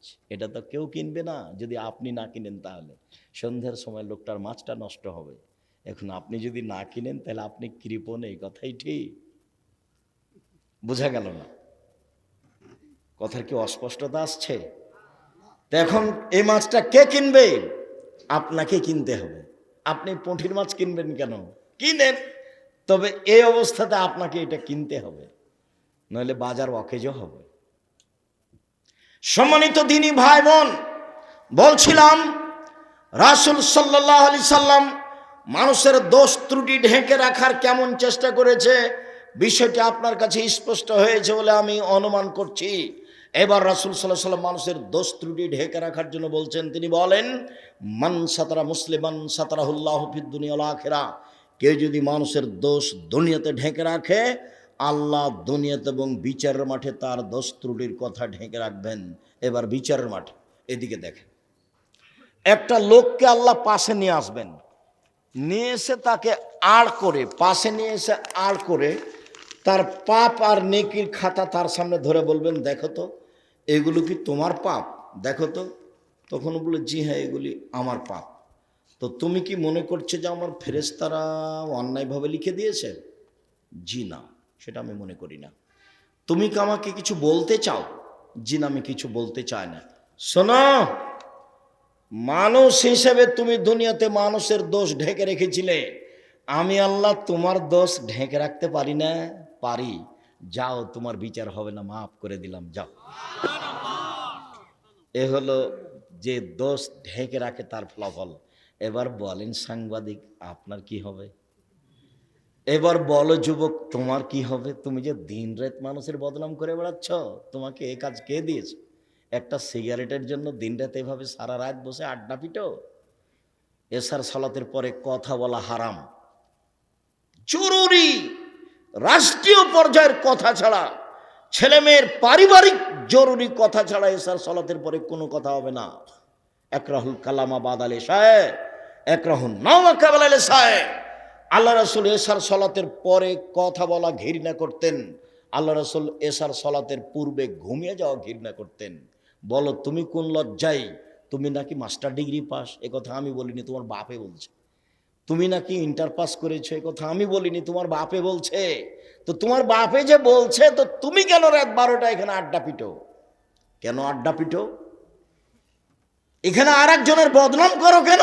তুমি কয় টাকার মালিক? তোমার ওকে, ও তোমাকে কয় টাকা দিয়েছে? বুকে সাহস নিয়ে 5টা 4টা কাজ করিও। 1, 5 ওয়াক্ত সালাত, 2 হালাল রুজি, 3 কোরআন তেলাওয়াত, 4 আড্ডা পিটা চিরদিনের জন্য হারাম। জান্নাত হবে ইনশাআল্লাহ, জান্নাত হবে। জান্নাতের পথ সহজ আছে। মহিলাদের জন্য তো একেবারেই সহজ। ওদের জন্য আল্লাহ রাসূল জান্নাতকে একবারে সহজ করে দিয়েছেন। 1, 5 ওয়াক্ত সালাত, 2 রমজান মাসের সিয়াম রোজা, 3 স্বামীকে মেনে চলা, তিতা লাগুক আর মিঠা লাগুক। আব্দুর রাজ্জাক সাহেব, এই কথাই তো আপনার সহ্য করতে পারি না। তিতা লাগুক আর মিঠা লাগুক, আপনি এই কথা বলছেন কেন? আমি কি বলতে পারি? আল্লাহ রাসূল বলছেন যে স্বামীকে মেনে চলতে হবে। 4, জেনায় লিপ্ত হলো না, তাহলে তার জন্য জান্নাতের সব দরজা খোলা। জেনা যদি হয়ে গিয়েই থাকে, তাহলে তওবা করো, পৃথিবীর যে কোনো বিপদ থেকে বেঁচে যাওয়া। জেনা যদি বন্ধ ঘোষণা করো, তাহলে বিচারের মাঠে বিশেষ ছায়াতলে থাকতে বাবা, দুশ্চিন্তার কিছু নেই। 4টে, 1, 5 ওয়াক্ত সালাত, 2 রমজান মাসের সিয়াম রোজা, 3 স্বামীকে মেনে চলা। আব্দুর রাজ্জাক সাহেব, একটু কথা বলেন। হ্যাঁ বলেন, কি বলবো? আমার স্বামীর মুখ এত খারাপ, এত খারাপ, তার মুখের দিকে আমি তাকাতেই পারি না, তাকে আমাকে এত ঘৃণা লাগে। তো আমি পানি চাই যখন তখন আমি মেয়েকে বলি যে তোর আব্বাকে পানি দিয়াই, বৌমাকে বলি যে তোমার শ্বশুরকে পানি দিয়ে আসো। কেউ যদি না থাকে আমার কাছে, যদি পানির কথা বলে, তাহলে 1 গ্লাস পানি নিয়ে সামনে এবার থ্যাকস করে রেখে আমি চলে যাই। আমি সহ্যই করতে পারি না। সহজ পথ, আমার পরামর্শই সুন্দর। যতই তিতা লাগুক আপনি মেনে চলেন, ভালো হবে। ছেলে মেয়ে হয়েছে, সংসার এভাবেই করেন। দুইটা কাজ করিয়েন না, প্রতিবাদ করবেন না জীবনে স্বামীর সামনে। হ্যাঁ তুমি এটা বললে কেন, তোমার বোন এটা বললো কেন, তোমার ভাই এটা বললো কেন, বাস প্রতিবাদ বন্ধ। আর অভিমান করবেন না। কথা বলছো কেন? অভিমান করবেন না। আপনি মহিলা মানুষ, অভিমান নেই। অভিমান কি? দিনাজপুরে স্বপ্নপুরীতে কত গেল পাবনার লোকেরা, এখনো তো তুমি আমাকে নিয়ে গেলে না। আর আমরা শহরে বসবাস করি, কি যে তুমি আব্দুর রাজ্জাক সাহেবের বক্তব্য শুনলে, একদিন ঈদ বকরাদের নতুন কাপড় কিনলে না, এটা হলো অভিমান। একবার যদি অভিমান করেন, দুইবার যদি অভিমান করেন, সারা রাত খালি শয়তান ঠেলে নিয়ে বেড়াবে। এই অভিমান মানেনি, ওই অভিমান শোনেনি, ওই অভিমান শোনেনি। তোর স্বামী কিছুই শোনে না, তুই তালাক সংসার করিস না, সংসার করিস না, সংসার করতে হবে না। এগুলো কে বলে বলেন তো দেখি? শয়তান বলে। সকালবেলা তো তখন এ বলে মহিলা তোমার সংসার করবো না, তুমি তালাক দিয়ে দাও, আর তোকে তালাক দিয়ে দেবো, এক্ষুনি তালাক দিয়ে দে, আল্লাহ দিব, এক্ষুনি তালাক দে, এক্ষুনি। তোর চাপে বলেছে এক তালাক, দুই তালাক, হাজার তালাক। তারপর যে তালাক যখন বলা হয়ে গেছে তখন শয়তান চলে গেছে। ইন্না লিল্লাহি ওয়া ইন্না ইলাইহি রাজিউন।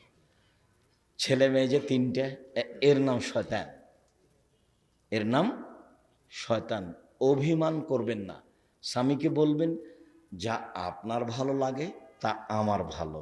মোটা কাপড়ে আপনি খুশি তো আমি খুশি, চিকন কাপড়ে আপনি খুশি তো আমি খুশি। আরে আমি তো গ্রামের মেয়ে, পাবনা শহরে এসেছি, লবণ ভাতেই খুশি। আমার জীবন আপনার পায়ের নিচে রেখে জান্নাত কিনতে চাই, আমি অন্য কোনো অভিমান নিয়ে এখানে আসিনি। এই কথা বলেন, একবার শয়তান চুপটি লেগে চলে যাবে, শয়তানের কিছু বলার থাকবে না। অভিমান করবেন না আর প্রতিবাদ করবেন না, তাহলে পথ সহজ। চারটা কাজ করবেন, জান্নাত পেয়ে যাবেন। 5 ওয়াক্ত সলাত, হালাল 5 ওয়াক্ত সলাত, রমজান মাসের সিয়াম রোজা, আর স্বামীকে মেনে চলা, আর জেনায় লিপ্ত না হওয়া, জান্নাতের সব দরজা খোলা। সম্মানিত দিনী ভাই বোন, মহান আল্লাহ বলেন অলা ইয়াগতাব্বাজুকুম বাজা, অবশ্যই তোমাদের কেউ কারো বদনাম করবে না। আবু হুরায়রা রাদিয়াল্লাহু তাআলা আনহু বলেন রাসূল সাল্লাল্লাহু আলাইহি সাল্লাম বলেছেন লা তুজুল মুসলিমিনা, পৃথিবীর মানুষ তোমরা মুসলমানকে কষ্ট দিও না। ওয়ালা তুয়াইরহুম, তোমরা মানুষের বদনাম করো না। ওয়ালা তাত্তাবিউ আওরাতাহুম আওরাতিহিম, তোমরা তাদের কারো পিছনে পড়িও না, বদনাম করো না। মাইয়াত্তাবে আওরাতা আখিহাল মুসলিম, কেউ যদি তার কোনো মুসলমান ভাইয়ের বদনাম করে, ইয়াত্তাবিউল্লাহ তাআলা আওরাতাহু, তাহলে আল্লাহ তার বদনামে নেমে যাবেন। ওমাই ইয়াত্তাবিউল্লাহ তাআলা আওরাতাহু ইয়াফজাউ ওয়ালাউ কানা ফি জাওফির আলিন, আল্লাহ যার পিছনে লেগেছে তাকে আল্লাহ অপমান করেই ছাড়বেন, ও যদি তার বাহনের পেটের মধ্যে ঢুকে যায়। মানে মানুষের বদনাম করার পরে যদি পৃথিবীর যে কোনো জায়গাতে যান না কেন, আপনাকে আল্লাহ অপমান করেই ছাড়বেন। আপনি যদি মানুষের বদনাম করেন তাহলে আপনার বদনাম কে করবে? আল্লাহ। এই কথাটা আপনাকে মনে রাখতে হবে। আর যদি আল্লাহ আপনার বদনামে লেগে যান তাহলে আপনার আর বাঁচার পথ নেই। তখন আল্লাহ রসুল বললেন যে আপনি আপনার বাহনের পেটের মধ্যে যদি ঢুকে যান, পৃথিবীর যে কোনো প্রান্তে যাবেন না কেন, মানুষের বদনাম করার পরে আল্লাহ ওখানে আপনাকে অপমান করেই ছাড়বে। আনাস রাদিয়াল্লাহু তাআলা আনহু বলেন লাম্মা ওয়ারজা বি, আমার প্রতিপালক যখন আমাকে উপরে নিয়ে গেলেন, জিবরাইলের মাধ্যমে উপরে যাচ্ছি, হঠাৎ দেখি বেশ কিছু লোক লাহুম আজফারু মিন নুহাস, তাদের হাতে রয়েছে বড় বড় নখ, এরকম লম্বা লম্বা নখ। একফাসুন ওজুহাহুম সুদুরাহুম, নখ দিয়ে মুখমণ্ডলকে খামচিয়ে তুলে ফেলছে গোস্ত, বুকের উপরে খামচা মেরে গোস্ত তুলে ফেলছে, অবস্থা খুব জটিল। আমি বললাম জিবরাইল মান হাওলা ইয়া জিবরাইল, জিবরাইলেরা কারা? অবাক কথা। নিজের নখ দিয়ে মুখমণ্ডল খামচে গোস্ত তুলে ফেলছে, নিজের নখ দিয়ে বুকের গোস্ত তুলে ফেলছে। এরা কারা? জিবরাইল বললেন, হাউলায়ে আল্লাযীনা ইয়াকুলুনা লুহমান নাস ওয়া ইয়াকুলুনা লুহমান নাস, যারা মানুষের বদনাম করে, গোস্ত খায়, গীবাত করে, তারাই হচ্ছে এরা। যারা বদনাম গীবাত করে তাদের অবস্থা হবে এই, নখ হবে বড় বড়, আর নিজের নখ দিয়ে মুখমণ্ডল এবং বুকের গোস্তকে তুলে ফেলবে। বিচার যতদিন পর্যন্ত না হচ্ছে ততদিন পর্যন্ত এটা চলতে থাকবে। গীবাত, বদনাম মহাপাপ। সাহল ইবনে সাদ রাদিয়াল্লাহু তাআলা আনহু বলেন, রাসূল সাল্লাল্লাহু আলাইহি সাল্লাম বলেছেন, মাইয়াজমান লি মা বাইনা লাহিয়াহি ওয়া মা বাইনা রিজলা হাজমাহুল জান্নাহ। পৃথিবীর মানুষ শুনে রেখো, যে ব্যক্তি দুইটা জিনিসের জিম্মেদারি নিতে পারবে, আমি মুহাম্মদ সাল্লাল্লাহু আলাইহি সাল্লাম তাকে জান্নাতে নিয়ে যাওয়ার জন্য জিম্মেদারি নিলাম। এক, যে ব্যক্তি মুখে কারো বদনাম করবে না, আমি মুহাম্মদ সাল্লাল্লাহু আলাইহি সাল্লাম তাকে জান্নাতে নিয়ে যাব। কিভাবে নিয়ে যেতে হবে সেটা আমার ব্যাপার। দুই, যে ব্যক্তি জেনায় লিপ্ত হবে না, তাকে আমি জান্নাতে নিয়ে যাব। কিভাবে নিয়ে যেতে হবে সেটা আমার ব্যাপার। বুখারী মুসলিমের হাদিস। আল্লাহর নবী বললেন, পৃথিবীর মানুষ শুনে রেখো, যে ব্যক্তি দুইটা জিনিসের জিম্মেদারি নিতে পারবে, আমি তার জন্য জান্নাতের জিম্মেদারি নিলাম। এক, মুখ দিয়ে মানুষের বদনাম করবে না, আমি তাকে জান্নাতে নিয়ে যাওয়ার জিম্মেদারি নিলাম। দুই, জেনায় লিপ্ত হবে না, আমি তাকে জান্নাতে নিয়ে যাওয়ার জিম্মেদারি নিলাম। আবু হুরায়রা রাদিয়াল্লাহু তাআলা আনহু বলেন, রাসূল সাল্লাল্লাহু আলাইহি সাল্লামকে জিজ্ঞাসা করা হলো, আন আকসারে আইয়ুদখিলান নাসা নারা। আল্লাহর নবী বলেন তো, মানুষকে বেশি বেশি জাহান্নামে দেয় কি? আল্লাহ রসুল বলেন তো, কিভাবে মানুষ বেশি বেশি জাহান্নামে যায়? তখন আল্লাহ রসুল বলেন, আল ফারজ অল ফাম, মুখের মাধ্যমে মানুষ বেশি বেশি জাহান্নামে যাবে, আর জেনার মাধ্যমে মানুষ বেশি বেশি জাহান্নামে যাবে। জাহান্নামে যাওয়ার এই দুটা পথ, একটা হলো মুখ বদনাম গীবাত, আর একটা হলো জেনা। আবু হুরায়রা রাদিয়াল্লাহু, উবাদা ইবনে সামিত রাদিয়াল্লাহু তাআলা আনহু বলেন, রাসূল সাল্লাল্লাহু আলাইহি ওয়াসাল্লাম বলেছেন, পৃথিবীর মানুষ ইজমানুল সিত্তান মিন আনফুসিকুম আজমলাকুম জান্নাহ, তোমরা 6টা জিনিস মেনে নেওয়ার জিম্মেদারি নাও। পৃথিবীর মানুষ, তোমরা 6টা জিনিস করার জিম্মেদারি নাও, আমি মুহাম্মদ সাল্লাল্লাহু আলাইহি ওয়াসাল্লাম তোমাকে জান্নাতে নিয়ে যাওয়ার জন্য জিম্মেদারি নিলাম। এক, উসদুকু ইযা হাদ্দাসতুম, কথা বললে সত্য কথা বলো। এখন মিথ্যা বললে ও হলো বুদ্ধিমান, মিথ্যা বললে ও হলো বুদ্ধিমান না। বুদ্ধিমান শব্দ সবার উপরে ব্যবহার হবে না, ও হলো ধূর্ত, ও হলো চালাক, ও হলো বদ, ও হলো শয়তান।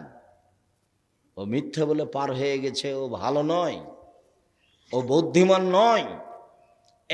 এক, কথা বললে সত্য বলো, কিভাবে জান্নাতে নিয়ে যেতে হয় সেটা আমি দেখব। দুই, আউফে যাওয়াতুম, মানুষের সাথে ওয়াদা করলে পূর্ণ করো, ওয়াদা খেলাপ করো না। মুনাফিকের লক্ষণ হচ্ছে ওয়াদা খেলাপ করা। ওয়াদা করলে পূর্ণ করো, জান্নাতে নিয়ে যাওয়ার জন্য জিম্মেদারি আমি নিলাম। ওয়া আদুয়ে যাও উতুমিনতুম, আমানত রাখা হলে সময়ে তা দিয়ে দাও। বিপদে পড়েছে মসজিদের সভাপতি, বিপদে পড়েছেন মাদ্রাসার সভাপতি, বিপদে পড়েছেন হেড মাওলানা, হেডমাস্টার, প্রিন্সিপাল, ভাইস চ্যান্সেলর, বিপদে পড়েছেন জেল সুপার, বিপদে পড়েছেন চেয়ারম্যান, মেম্বার, এমপি, মন্ত্রী। তারা বুঝতে পারেনি 10-এর পয়সা কত ভয়াবহ পয়সা। একটু টান দেন। আত্মসাৎ, আব্দুর রাজ্জাক বিন ইউসুফ, দেখেন চলে আসবে একবারে সব ধারাবাহিকভাবে হাদিস। আত্মসাৎ, আব্দুর রাজ্জাক বিন ইউসুফ। একটা গম যদি চেয়ারম্যান সাহেব আত্মসাৎ করেন, তাহাজ্জুদ দিয়ে বিচারের মাঠে টিকতে পারবে না। জেনে শুনে যদি একটা গম, একটা জুতার ফিতে কম থেকে কম যদি কেউ আত্মসাৎ করে, তাহাজ্জুদ দিয়ে বিচারের মাঠেও টিকতে পারবে না। তাই তো রাসূল সাল্লাল্লাহু আলাইহি ওয়াসাল্লাম বলছেন, 3 শ্রেণীর মানুষের সাথে আমি বিচারের মাঠে কথা বলবো না, তাদের আমি পবিত্র করব না, তাদের সাথে আমি কথা বলবো না, তাদের দিকে আমি দয়ার দৃষ্টি দিব না। এক, আল মুসবিল, টাকনুর নিচে পায়জামা প্যান্ট লুঙ্গি পরে যে, তার সাথে আমি কথা বলবো না। 2, মালিকুন কাযাব, মিথ্যুক দায়িত্বশীল যে, মিথ্যুক মেম্বার, মিথ্যুক চেয়ারম্যান, মিথ্যুক হেডমাস্টার, মিথ্যুক হেড মাওলানা, মিথ্যুক জেল সুপার, মিথ্যুক দায়িত্বশীল যে যেখানে আছে, একবারে নিচে থেকে না উপর পর্যন্ত তাহাজ্জুদ পড়ুক আর প্রতি বছর হজ করুক আর বছরে 10 বার উমরা করুক, আল্লাহ তার সাথে কথা বলবেন না। ও মিথ্যুক, ধোঁকাবাজ, প্রতারক, জাতিকে ফাঁকি দিয়ে দায়িত্ব পালন করে, গদ্দার। রাসূল সাল্লাল্লাহু আলাইহি ওয়াসাল্লাম বলছেন, 2 শ্রেণীর মানুষের ব্যাপারে আমি সুপারিশ করব না। পৃথিবীর মানুষ শুনে রেখো, 2 শ্রেণীর মানুষের সাথে আমি কথা বলবো না, ওদের পক্ষে কথা বলবো না, ওদের সুপারিশ করব না। 1, ইমামুন জালমুন গাসম, স্বৈরাচারী, স্বেচ্ছাচারী, বদমেজাজি, স্বৈরাচারী, স্বেচ্ছাচারী, বদমেজাজি, আত্মসাৎকারী, জালেম বাদশার সাথে আমি কথা বলবো না, জালেম শাসকের সাথে কথা বলবো না। এই ছেলে, জুলুমের বয়স তোমাদের বাংলাদেশে 45 মিনিট, আর এর চেয়ে বড় যে সে হলো 2-3 মিনিট ফেরাউন, তার চেয়ে বড় যে আধ সমুদ, মিনিট টিনিট নাই, বাস নেই, এক বিদ্যুৎ তারপর আর নেই, মানে মিনিট নাই, সেকেন্ড নাই, আস্তে আস্তে নেই। ওরা হলো সবচেয়ে বড় জালেম। জুলুম করে কেউ বিচারের মাঠে টিকতে পারবে না। তো আর তুমি যদি নিরুপায় দেখতে চাও, তাহলে দেখো না খুলনার অঘোষিত সম্রাট এরশাদ শিকদার। নিরুপায় কাকে বলে? নিরুপায় নেমে আসলে রক্ষা হয় না। রাতে রাতে দেশ দখল করতে পারেন প্রেসিডেন্ট সাদ্দাম, নিরুপায়। নিরুপায় নেমে আসে মানুষের জীবনে। শোনো, খবরদার মাঠে যায় না, 5 ওয়াক্ত সালাত আদায় করো, হালাল রুজি উপার্জন করো, নিম্নেরটা করো, কাজ করো। আমি ভিক্ষা করতে বলিনি, কোনো দিন বলি না। ওইটা নিচে নামতে নামতে নামতে তোমাকে আর তোমার বাপকে অপমান করার জন্য বলেছি। আব্দুর রাজ্জাক সাহেব, অপমান করেন কেন? তো তোমার বাপ জেনে শুনে যৌতুক নিল কেন? কেন নিবে? তুমি কি এমন পড়া শিখেছ? কেন তুমি শ্বশুরের দেওয়া মোটর সাইকেলে চড়ো? তোমার শরম হয় না কেন? বেটা নিজে কাজ করে দে, মোটর সাইকেল কিনো। শ্বশুরের কাছ থেকে মোটর সাইকেল নিতে হবে কেন? আগামীকাল সন্ধ্যা হতে হতে মোটর সাইকেল ফেরত দেবা, তোমার বাপকে বলবা, বাপ বেটা ভিক্ষা করে খাবো। তখন বলেছি ভিক্ষা করার কথা, তাছাড়া আমি ভিক্ষা করার কথা বলিনি। বলেছি কাজ করে খেতে হবে। শেষে বলেছি সবচেয়ে উত্তম পথ উপার্জনের কি? ব্যবসা। কম থেকে কম, বেশি থেকে বেশি, তাহলে জাতির উপকার করা যাবে, অসহায় মানুষের উপকার করা যাবে, এতিমের পাশে দাঁড়ানো যাবে। জামিয়া সালাফিয়া 519 জনের বেশি এতিম অসহায় মানুষ আছে। এদেশের সর্ববৃহৎ প্রতিষ্ঠান জামিয়া সালাফিয়া, যেখানে প্রায় 5000 ছেলে মেয়ে পড়াশোনা করে, 300 জন শিক্ষক শিক্ষিকা অবস্থান করেন, বেতন লাগে প্রতি মাসে 40 লক্ষ। কেন আপনি দেখতে যান না আমার বুঝে আসে না। গেলেই টাকা দিতে হবে এই কথা আমি বলিনি। আমি বলেছি আপনাদের প্রতিষ্ঠান দেখতে যাবেন, শূন্যের উপরে আছে, যার নিচে কিছু নেই, ও হলো কচুর পাতার পানি। আমি কোনো ব্যবসা করি না যা দিয়ে জামিয়া সালাফিয়া চালাই, আর আমি ধনী মানুষের ছেলে নই যা দিয়ে আমার বাপের জমি দিয়ে জামিয়া সালাফিয়া চালাই। আপনাকে আমি দেখার দাওয়াত দিয়েছি। কেন? দেখতে গেলে আপনার একটা অন্তত দোয়া আসবে, আল্লাহ তুমি এটা কবুল করো। এটা আমার অনেক। যদি আল্লাহর কাছে কবুল হয়ে যায় তাহলে আর কোনো সমস্যা নেই, আর যদি কবুল না হয় তাহলে যতই হিজ্জা হিজি করি না কেন হবে না। সম্মানিত দিনী ভাই বোন, রাসূল সাল্লাল্লাহু আলাইহি সাল্লাম বলেন, ওয়াহফাজু ফুরুজাকুম, জেনায় লিপ্ত হয়ে না, জান্নাতে নিয়ে যাব। রাসূল সাল্লাল্লাহু আলাইহি সাল্লাম বলেন, কুফু সিবিয়ানাকুম, হাত কন্ট্রোলে রাখো, ক্ষমতা দেখায় না, দলীয় দাপট দেখায় না, অর্থের ক্ষমতা দেখায় না। ক্ষমতা দেখালে তোমাকে বিলীন হয়ে যেতে হবে। হাত নিচু করো, জান্নাতে আমি নিয়ে যাব, চক্ষু নিচু করো, জান্নাতে আমি নিয়ে যাব। রাসূল সাল্লাল্লাহু আলাইহি সাল্লাম বললেন, পৃথিবীর মানুষ শুনে রেখো, তিন শ্রেণীর মানুষ জান্নাতে যাবে, ওরা জাহান্নামে যাবে না। তিন শ্রেণীর মানুষ জান্নাতে যাবে। এক, বাকাতুন খাশিয়াতিল্লাহ, আল্লাহর ভয়ে কাঁদে যে সে জান্নাতে যাবে, আল্লাহর ভয়ে কাঁদে যে সে জান্নাতে যাবে।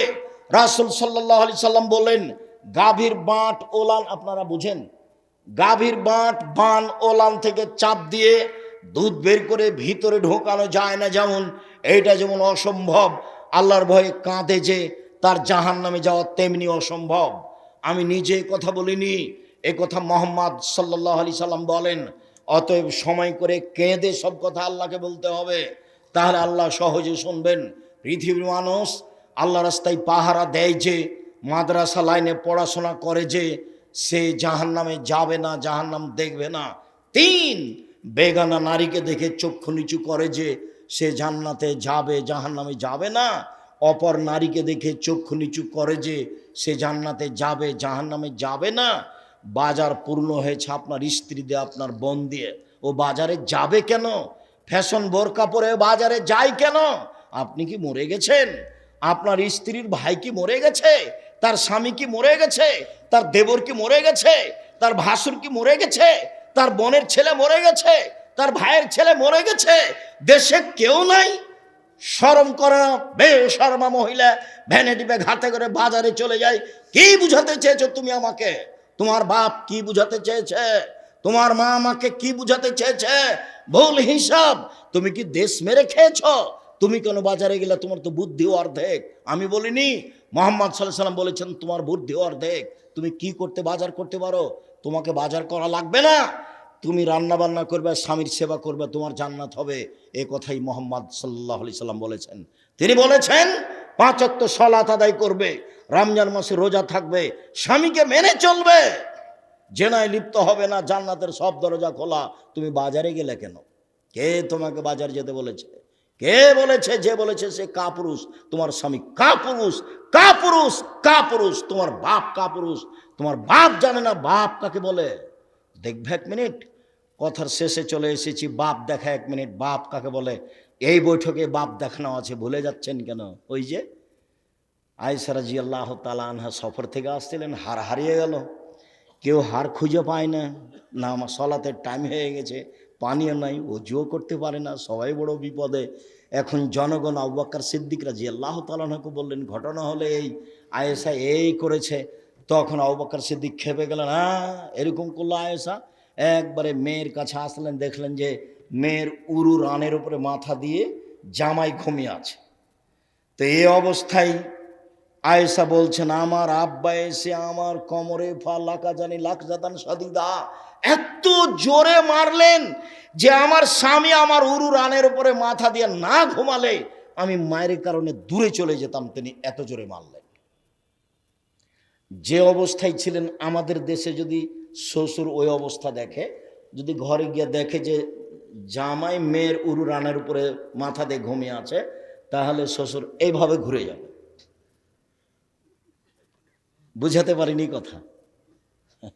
এটা হলো আমাদের দেশের গতি। ওইভাবে মেরে দিলেন বাপে মেয়েকে। বাপের কাছে মেয়ে কোনোদিন বড় হয় না, 7 ছেলের মা হলেও। বাপের কাছে মেয়ে কোনোদিন বড় হয় না। দেখেন, সবচেয়ে বড় মানুষে মারলেন আবু বকর সিদ্দিক রাদিয়াল্লাহু তাআলা আনহু বললেন, আদম থেকে নিয়ে কিয়ামত পর্যন্ত নবী রাসূল ব্যতীত সবচেয়ে দামি মানুষ আবু বকর সিদ্দিক রাদিয়াল্লাহু তাআলা। সবচেয়ে বড় মহিলাকে মারলেন। পৃথিবীর ইতিহাসে আয়েশার চেয়ে বড় মহিলা কেউ জন্ম নেয়নি, একবারে হাওয়া থেকে নিয়ে কিয়ামত পর্যন্ত সবচেয়ে বড় মহিলাকে মারলেন। সবচেয়ে বড় মানুষের সামনে মারলেন, মুহাম্মদ সাল্লাল্লাহু আলাইহি সাল্লামের সামনে মারলেন। মুহাম্মদ সাল্লাল্লাহু আলাইহি সাল্লামের পরিচয় আপনাকে আমি কি দেব? বিবাহধারী মেয়েকে মারলেন, পূর্ণ যুবতী মেয়েকে মারলেন, জামাইয়ের সামনে মারলেন, দিন দুপুরে মারলেন, প্রায় 1400 মানুষের সামনে মারলেন। এত বড় বাপে এত বড় বেটিকে এত বড় মানুষের সামনে, এত বড় জামাইয়ের সামনে মেরে দিলেন। ভুল কোথায় হার হারিয়ে গেছে বুঝতে পারেননি, এটাই ভুল। আপনার মেয়ে ঢং ঢং করে মাস্টার ডিগ্রি পাস করে বাজারে ঘুরে বেড়াই, আর আপনি বলছেন আমার মেয়ে ভালো রেজাল্ট করেছে, আমার মেয়ে এই করেছে সেই করেছে। আপনার মতো বাপ বেঁচে থাকার চেয়ে মরে যাওয়া ভালো। চিন্তা করবেন না, ছেলে মেয়ের জিম্মেদারি জামিয়া সালাফে পালন করবে ইনশাআল্লাহ। 500 জন ছেলে আছে এতিম অসহায়, কালকে যদি সকালে আরও 500 জন গিয়ে ঢুকে সমস্যা নেই ইনশাআল্লাহ। আপনার ছেলে মেয়েকে আমি পড়াবো ইনশাআল্লাহ, সব শিক্ষক শিক্ষিকা রেখেছি, চিন্তা করবেন না। আপনার মতো বাপ বেঁচে থাকা আমি প্রয়োজন মনে করিনি। বাপ বাপ, চোখ যেভাবে ঘুরে সংসার সেভাবে চলে, চোখ যেভাবে ঘুরে বউ সেভাবে চলে, তার নাম স্বামী, তার নাম ক্ষমতা। সব ক্ষমতা আপনার হাতে দেওয়া আছে। আপনি বললেন সরকার দেবে, জি না, আল্লাহ রসুল বলছেন আপনি দেশের সরকার, আপনি, আপনার স্ত্রী আর আপনার কাজের মানুষ সবাই নিজ নিজ দায়িত্বশীল, সবকে জবাব দিতে হবে। সম্মানিত দিনী ভাই বোন, আলোচনার শেষে চলে আসলাম। রাসূল সাল্লাল্লাহু আলাইহি সাল্লাম বললেন, সঙ্গী সাথী বলতে পারো মানুষকে পিছন দিক থেকে ধাক্কা মেরে জাহান্নামে নিক্ষেপ করে কি? সঙ্গী সাথী বলতে পারো মানুষকে পিছন দিক থেকে ধাক্কা মেরে জাহান্নামে নিক্ষেপ করে কি? সঙ্গী সাথী বলতে পারো মানুষকে পিছন দিক থেকে ধাক্কা মেরে জাহান্নামে নিক্ষেপ করে কি? এ কথা বলতে বলতেই তিনি নিজের জিহ্বাটা ধরে নিয়েছেন।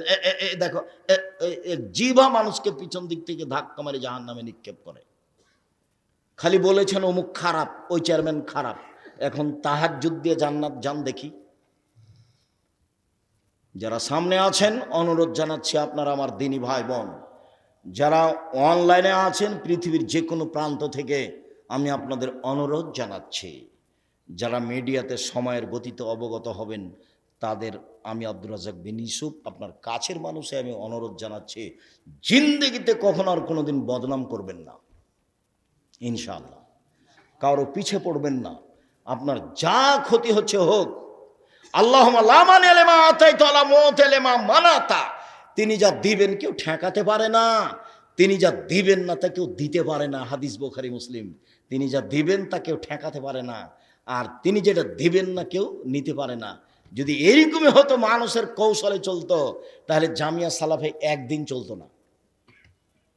যে মোবাইলটা আমার কাছে থাকে ওটা বাটন মোবাইল। আপনি তো বলেন আমাকে আব্দুর রহিমের নামটা সেভ করে রাখবেন, দুঃখিত আমি সেভ করতে পারি না। খালি অন হলে কি করতে পারি? রিং বাজলে আমি অন করতে পারি, রিং বাজলে আমি খালি অন করতে পারি। এরকম একটা বাটন মোবাইল দিয়ে জামিয়া সালাফে চলে, যেখানে লক্ষ লক্ষ কোটি কোটি টাকার ব্যাপার। আর আপনার হাতে বড় মোবাইল কেন? জবাব আমি দিব, আপনার বাপ মা দিবে। আপনি প্রস্তুতি নেন, এই কাজ বন্ধ করেন। চিরদিনের জন্য বদনাম গীবত বাড়ি থেকে বিদায় করে দেন, আপনার পাশ থেকে বিদায় করে দেন। বাড়িতে গিয়ে আহাল পরিবারকে নিয়ে বৈঠক করবেন, বলবেন এই শোনো, এই বাড়িতে চিরদিনের জন্য বদনাম গীবত বন্ধ। কোনো মহিলা এসে বলবে আপা একটা কথা, আমি একটু 500 টাকা কর্জ নিতে এসেছি। আর শুনেছেন আপা কি? আমাদের ওই পাড়ার ওই মেয়েটা, ছি ছি ছি ছি ছি, ওটা আপনি বলবেন না, তাহলে আপনাকে আমি 500 টাকা কর্জ দিব না।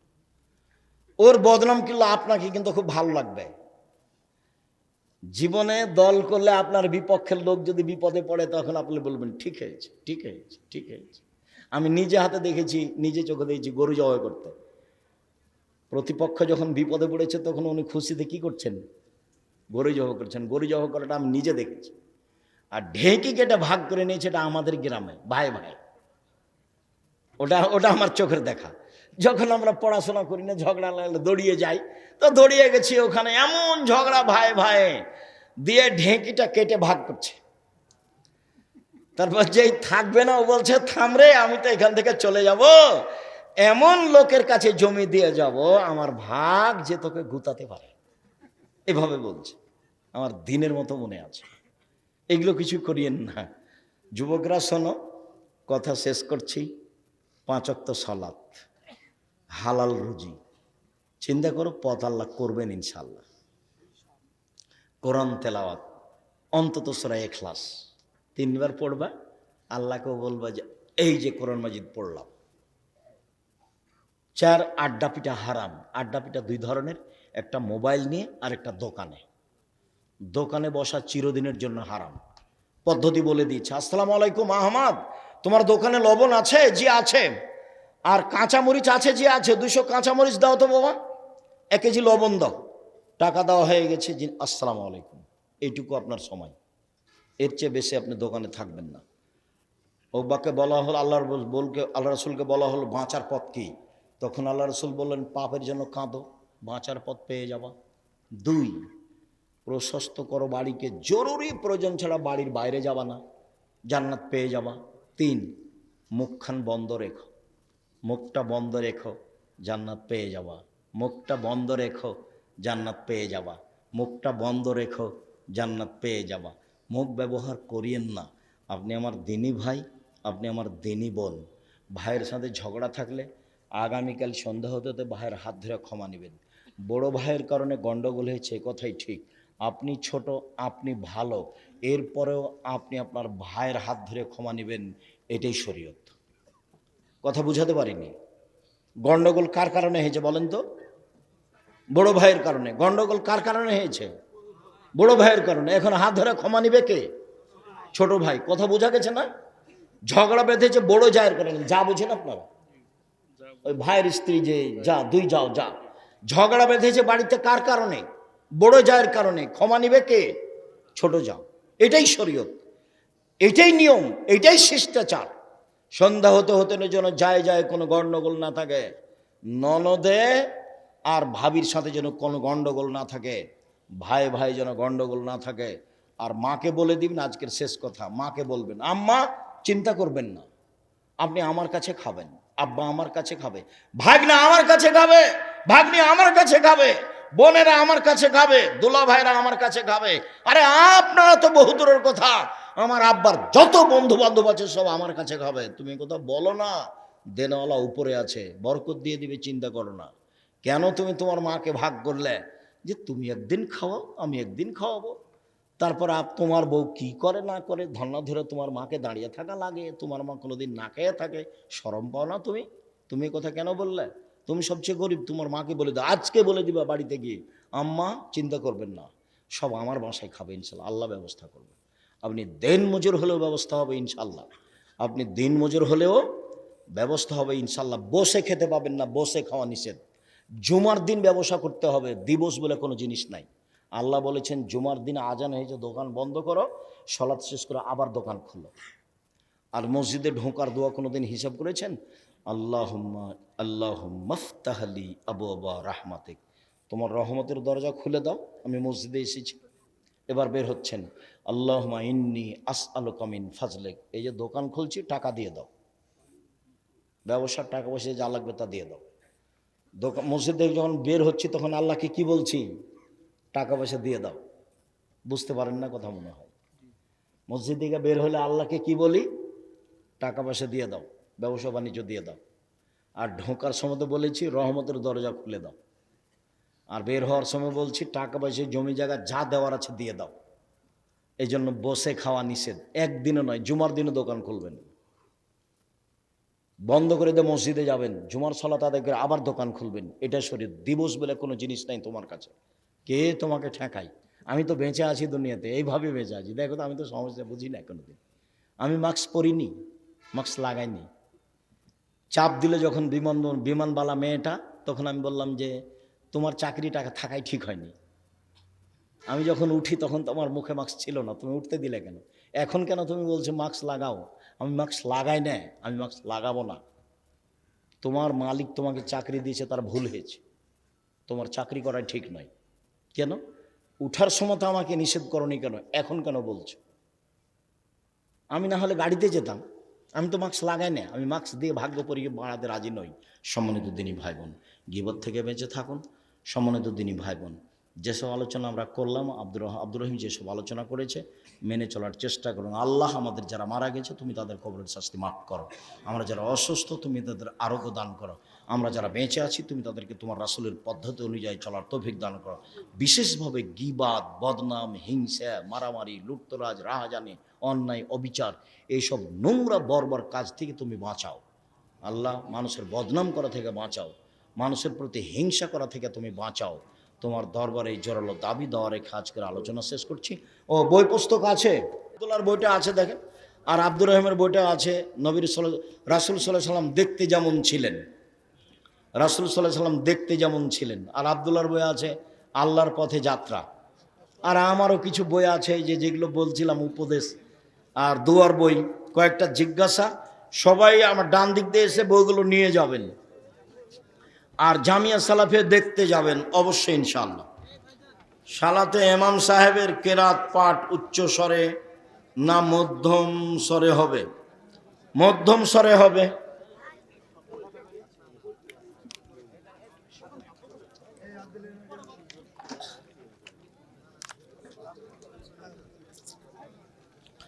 আয়াত পাঠ স্পষ্ট ধীরে, এগুলো জিজ্ঞাসা করে কেউ? যারা যাকাত প্রদান করে না তাদের পরিণাম, তারা জাহান্নামে যাবে। যাকাত তো ফকির মিসকিনের হক ও মানুষের হক মেরে খেয়েছে। বিচারের মাঠে যে যাকাত দেবে না তার বিচার পরে হবে। ও কেন কার হক মেরে খেয়েছে? ফকির মিসকিনের। যে যাকাত দেয়নি সে কার হক মেরে খেয়েছে? ফকির মিসকিনের।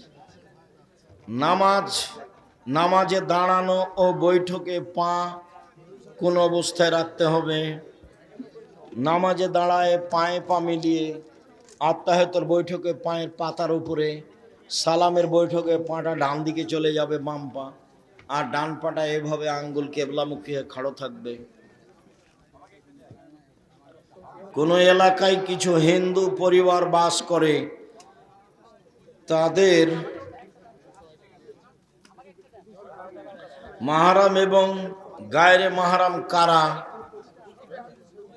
ভাই, শ্বশুর, বোনের ছেলে, ভাইয়ের ছেলে, ভাগ্নির ছেলে, ভাতিজার ছেলে,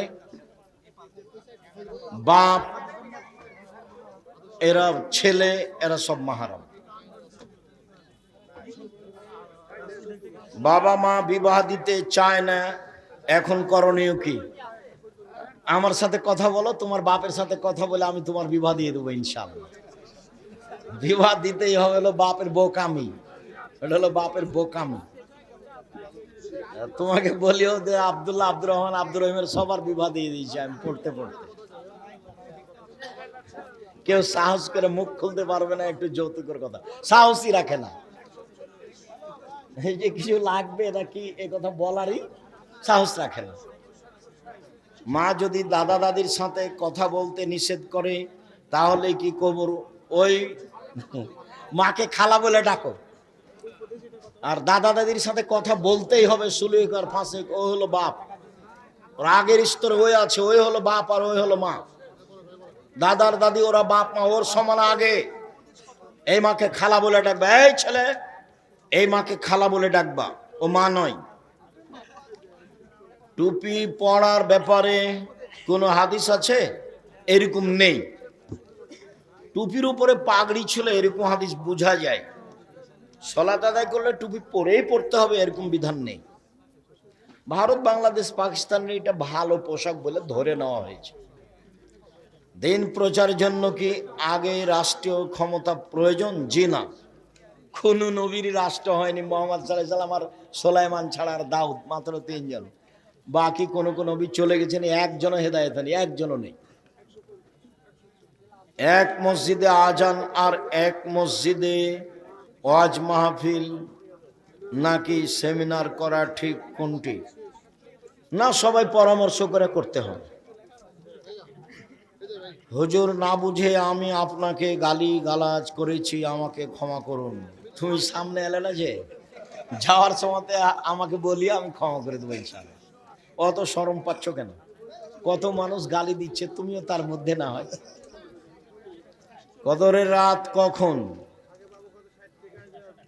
শেষের 10-এর বিজোড় 5 দিন, এর মধ্যে হবে ইনশাআল্লাহ। নির্ধারিত দিন 27 রমজান নয়। ফজরের আজান শুরু করা হলে কি খাওয়া বৈধ? জি খান, আজান হয়ে যাক তবুও খেতে থাকেন। ওস্তাজি, কোন ব্যক্তি রোজা না থাকলে গুনাহ হবে না? যে কোনো ব্যক্তি রোজা না থাকলে গুনাহ হবে। মুসাফির পরে রোজা থাকবে, যার হায়েজ হয়েছে সে পরে রোজা থাকবে, অসুস্থ যে পরে রোজা থাকবে। গর্ভবতী বা স্তন্যদানকারী নারীর রোজা না রাখার বিধান কি? পরে করবে, আর নাহলে কাফারা দিয়ে দিবে। প্রত্যেক দিন 100 কেজি করে চাউল, পরে রাখবে, না হয় কাফারা দিয়ে দিবে প্রত্যেক দিন 1.25 কেজি করে চাউল। মাসিক চলাকালে রোজা রাখা কি বিধি? জি না, বৈধ নয়। মাসিক চলা অবস্থায় রোজা থাকবে না, পরে থাকবে। রমজানে জাকাত দেওয়া কি আবশ্যক? রমজানে জাকাত দেওয়া আবশ্যক নয়, তবে বেশি নেকির আশায় দেয়, এটা ঠিক আছে। এক শ্রেণীর মানুষও চেয়ে থাকে যে রমজান মাসে কিছু সহযোগিতা বেশি পাবো, কাজে আপনারও রমজান মাসে যাওয়াই ভালো, তবে রমজানেই যেতে হবে এরকম বিধান আল্লাহর নয়। আসসালামু আলাইকুম। শায়েখ আল্লামা দেলোয়ার হোসেন সায়েদি ভালো মানুষ, আমরা ভালো বলে জানি। Makeup makeup perfume, nail polish রোজায় প্রভাব ফেলে কি? নেইল পালিশ হারাম, পতিতালয়ের মেয়েদের কাজ। ইহুদি খ্রিস্টানদের পতিতালয়ের মেয়েদের কাজ নখে নেইল পালিশ দেওয়া। তাছাড়া তারা যেগুলো মেকআপ এগুলো ব্যবহার করতে পারে বাড়িতে, তাতে রোজাতে কোনো সমস্যা নেই। আচ্ছা, জাযাকুমুল্লাহ খাইর, বারাকাল্লাহ। তওবা কিভাবে করব? রাতে 2 রাকাত সালাত আদায় করে হাত তুলে কান্নাকাটি করে বলুন, এই পাপার কোনোদিন করব না, তুমি আমাকে মাফ করো। চেষ্টা করো। মজা করে গোপনে ফোন বা SMS এ দুইজনকে 3 বার কবুল বললে কি হবে? ধর্ম কি তোমার বাবার সম্পত্তি? পাগলামি পেয়েছো? কোর্টের বিবাহ বাতিল, গতবারই তো বলে গেছি, কোর্টের বিবাহ বাতিল। সারা দুনিয়ার মেয়ে যদি কোর্টে বিবাহ বসে, সারা দুনিয়ার বিবাহ বাতিল। 10 ছেলের মা হয়ে গেলে একটা ছেলে জায়েজ নয়, সব হারাম, অবৈধ সন্তান। ওর বাপকে আবার বিবাহ পড়াতে হবে, আর বাপ না থাকলে ওর ছেলে পড়াবে, নইলে তার ভাই পড়াবে। বাপ ছাড়া ভাই ছাড়া বিবাহ হবে না, কোর্টের বিবাহ বাতিল। 4 থেকে 5 জন মানুষ একটা লাশ খাটে করে নিয়ে কবরস্থানের দিকে যাওয়ার সময় যদি লাশ পড়ে যায়, তাহলে কি কোনো সমস্যা? না, কোনো সমস্যা নেই, পড়ে গেছে। আমি একজন নার্সিং স্টুডেন্ট, সেবা দেওয়ার জন্য অনেক সময় মেয়েদের শরীর স্পর্শ করতে হয়। সেবা দেওয়ার জন্য যদি জরুরি হয় তাহলে দিতে পারো, অন্যথায় পুরুষের চিকিৎসা করো, মেয়েরা মেয়ের করো। জরুরি সেবাই হতে পারে, প্রমাণে বুখারী মুসলিমের হাদিস। আল্লাহ নবী বললেন যে অমুক মহিলার কাছে একটা পত্র আছে, আলী তোমরা যাও, ওদেরকে পাবা পাবনা শহরের বাইরে ওই ঈশ্বরদী রোডে, কথার কথা। তো সাহাবীরা দৌড়াতে গিয়ে সেই ঈশ্বরদী রোডে ওখানে পেয়ে গেছে, গিয়ে বলছে পত্র দাও। তো বলছে আমার কাছে পত্র নেই। আছে? নেই। তখন সাহাবীরা বলছেন যে তোমাকে কাপড় খুলে উলঙ্গ করে পত্র বের করব, বের না করলে। তাহলে বোঝা যাচ্ছে যে প্রয়োজনে নগ্ন হতে পারে। পুরুষের কাছে চিকিৎসা মহিলারা নিতে পারে, না নেওয়া উত্তম। আমার পিতামাতা আমাকে না জানিয়ে কিস্তি উঠিয়েছে, এখন আমি তাদের সাথে থাকতে চাচ্ছি না। তুমি থাকিও না, ভিন্ন উপার্জন করে খাও, তোমার বাপ মাকে খাওয়ানোর চেষ্টা করো। বাহ, জাযাকুমুল্লাহ খাইর, বারাকাল্লাহ। সাহারির শেষ সময় কিভাবে নির্ধারণ করা হয়? সূর্য আজানের কিছুক্ষণ পূর্বে, একাধিক হাদিস এটাই প্রমাণ হয়। 20 মিনিট, আধা ঘন্টা, মানুষ সেটাকে যেভাবে বুঝে এইটাই নির্ধারণ। তাতে 50 থেকে 60, 100 আয়াত পড়া যাবে এরকম। শায়েখ, আপনারা যে নিজেই বলেন আল্লাহ রাতকে করছেন ঘুমানোর জন্য, কিন্তু এ রাতে আপনারা দিন প্রচার করছি যে সাহাবীরা তো, রাসূল তো পরিবারের সাথে কথা বলছেন, সাহাবীদের সাথে কথা বলছেন এশার সালাতের পরে। আমরা চেষ্টা করি 12টা, 12:30, 1টার মধ্যে কথা শেষ করা।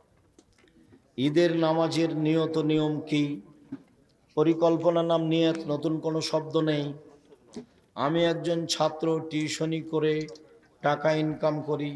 মেয়েদেরকে পড়ালে কি টাকা হালাল হবে? নির্জনে মেয়েকে পড়াতে পারবে না, এটা হারাম। তাহলে মেয়ের মাকে ওখানে বসে থাকতে হবে। তাছাড়া তোমার এই টিউশনি হারাম, টাকা হারাম। জুমার দিনে খুতবার পরে আজান দেওয়া হয়। জুমার দিনে খুতবার পরে আজান দেওয়া বিদআত। আজান একটাই হবে, যখন খুতবা শুরু হবে তখন। শ্বশুর খুশি হয়ে কিছু দিলে কি নেওয়া যাবে? বৌমা নিতে পারে, নিতে পারে। অর্থ সম্পদ হলে ছেলে মেয়েরা কেউ নিতে পারবে না। যারা জমি পায় না তারা নিতে পারবে। যারা জমি জায়গা ভাগে অংশ হারে পায় তারা কিছু নিতে পারবে না। আর এমনি কিছু হাদিয়ে দিলে দিতে পারে। শায়েখ, আমাদের মসজিদের কিছু দোকান আছে ভাড়া দেওয়া। এই ভাড়ার টাকা মসজিদের ফান্ডে যায় এবং সেই টাকা থেকে ইমামের বেতন দেওয়া হয়। এখন নাপিতকে ভাড়া দেওয়া দোকানের ভাড়ার টাকা মসজিদের কমিটি গ্রহণ করা শরীয়ত অনুযায়ী জিনা। নাপিতকে ভাড়া দিতে পাবে না। মসজিদের ভাড়া দিয়ে মসজিদ নির্মাণ হবে, ইমামের টাকা হবে, মসজিদের টাকা হবে, তবে নাপিতকে ভাড়া দেওয়া যাবে না। নাপিতকে ভাড়া দিলে পাপের সহযোগিতা হবে। এই জন্য নাপিতকে ঘর ভাড়া দেওয়া, দোকান ভাড়া দেওয়া হারাম। আর নাহলে বলে দিতে হবে তুমি দাড়ি ছোট করতে পাবো না, দাড়ি চাঁটতেও পাবো না, চাষতে পাবো না, তাহলে। আমি একজন ইউরোপ প্রবাসী। শুনেছি রাসূল সাল্লাল্লাহু আলাইহি সাল্লাম বলেছেন, তোমরা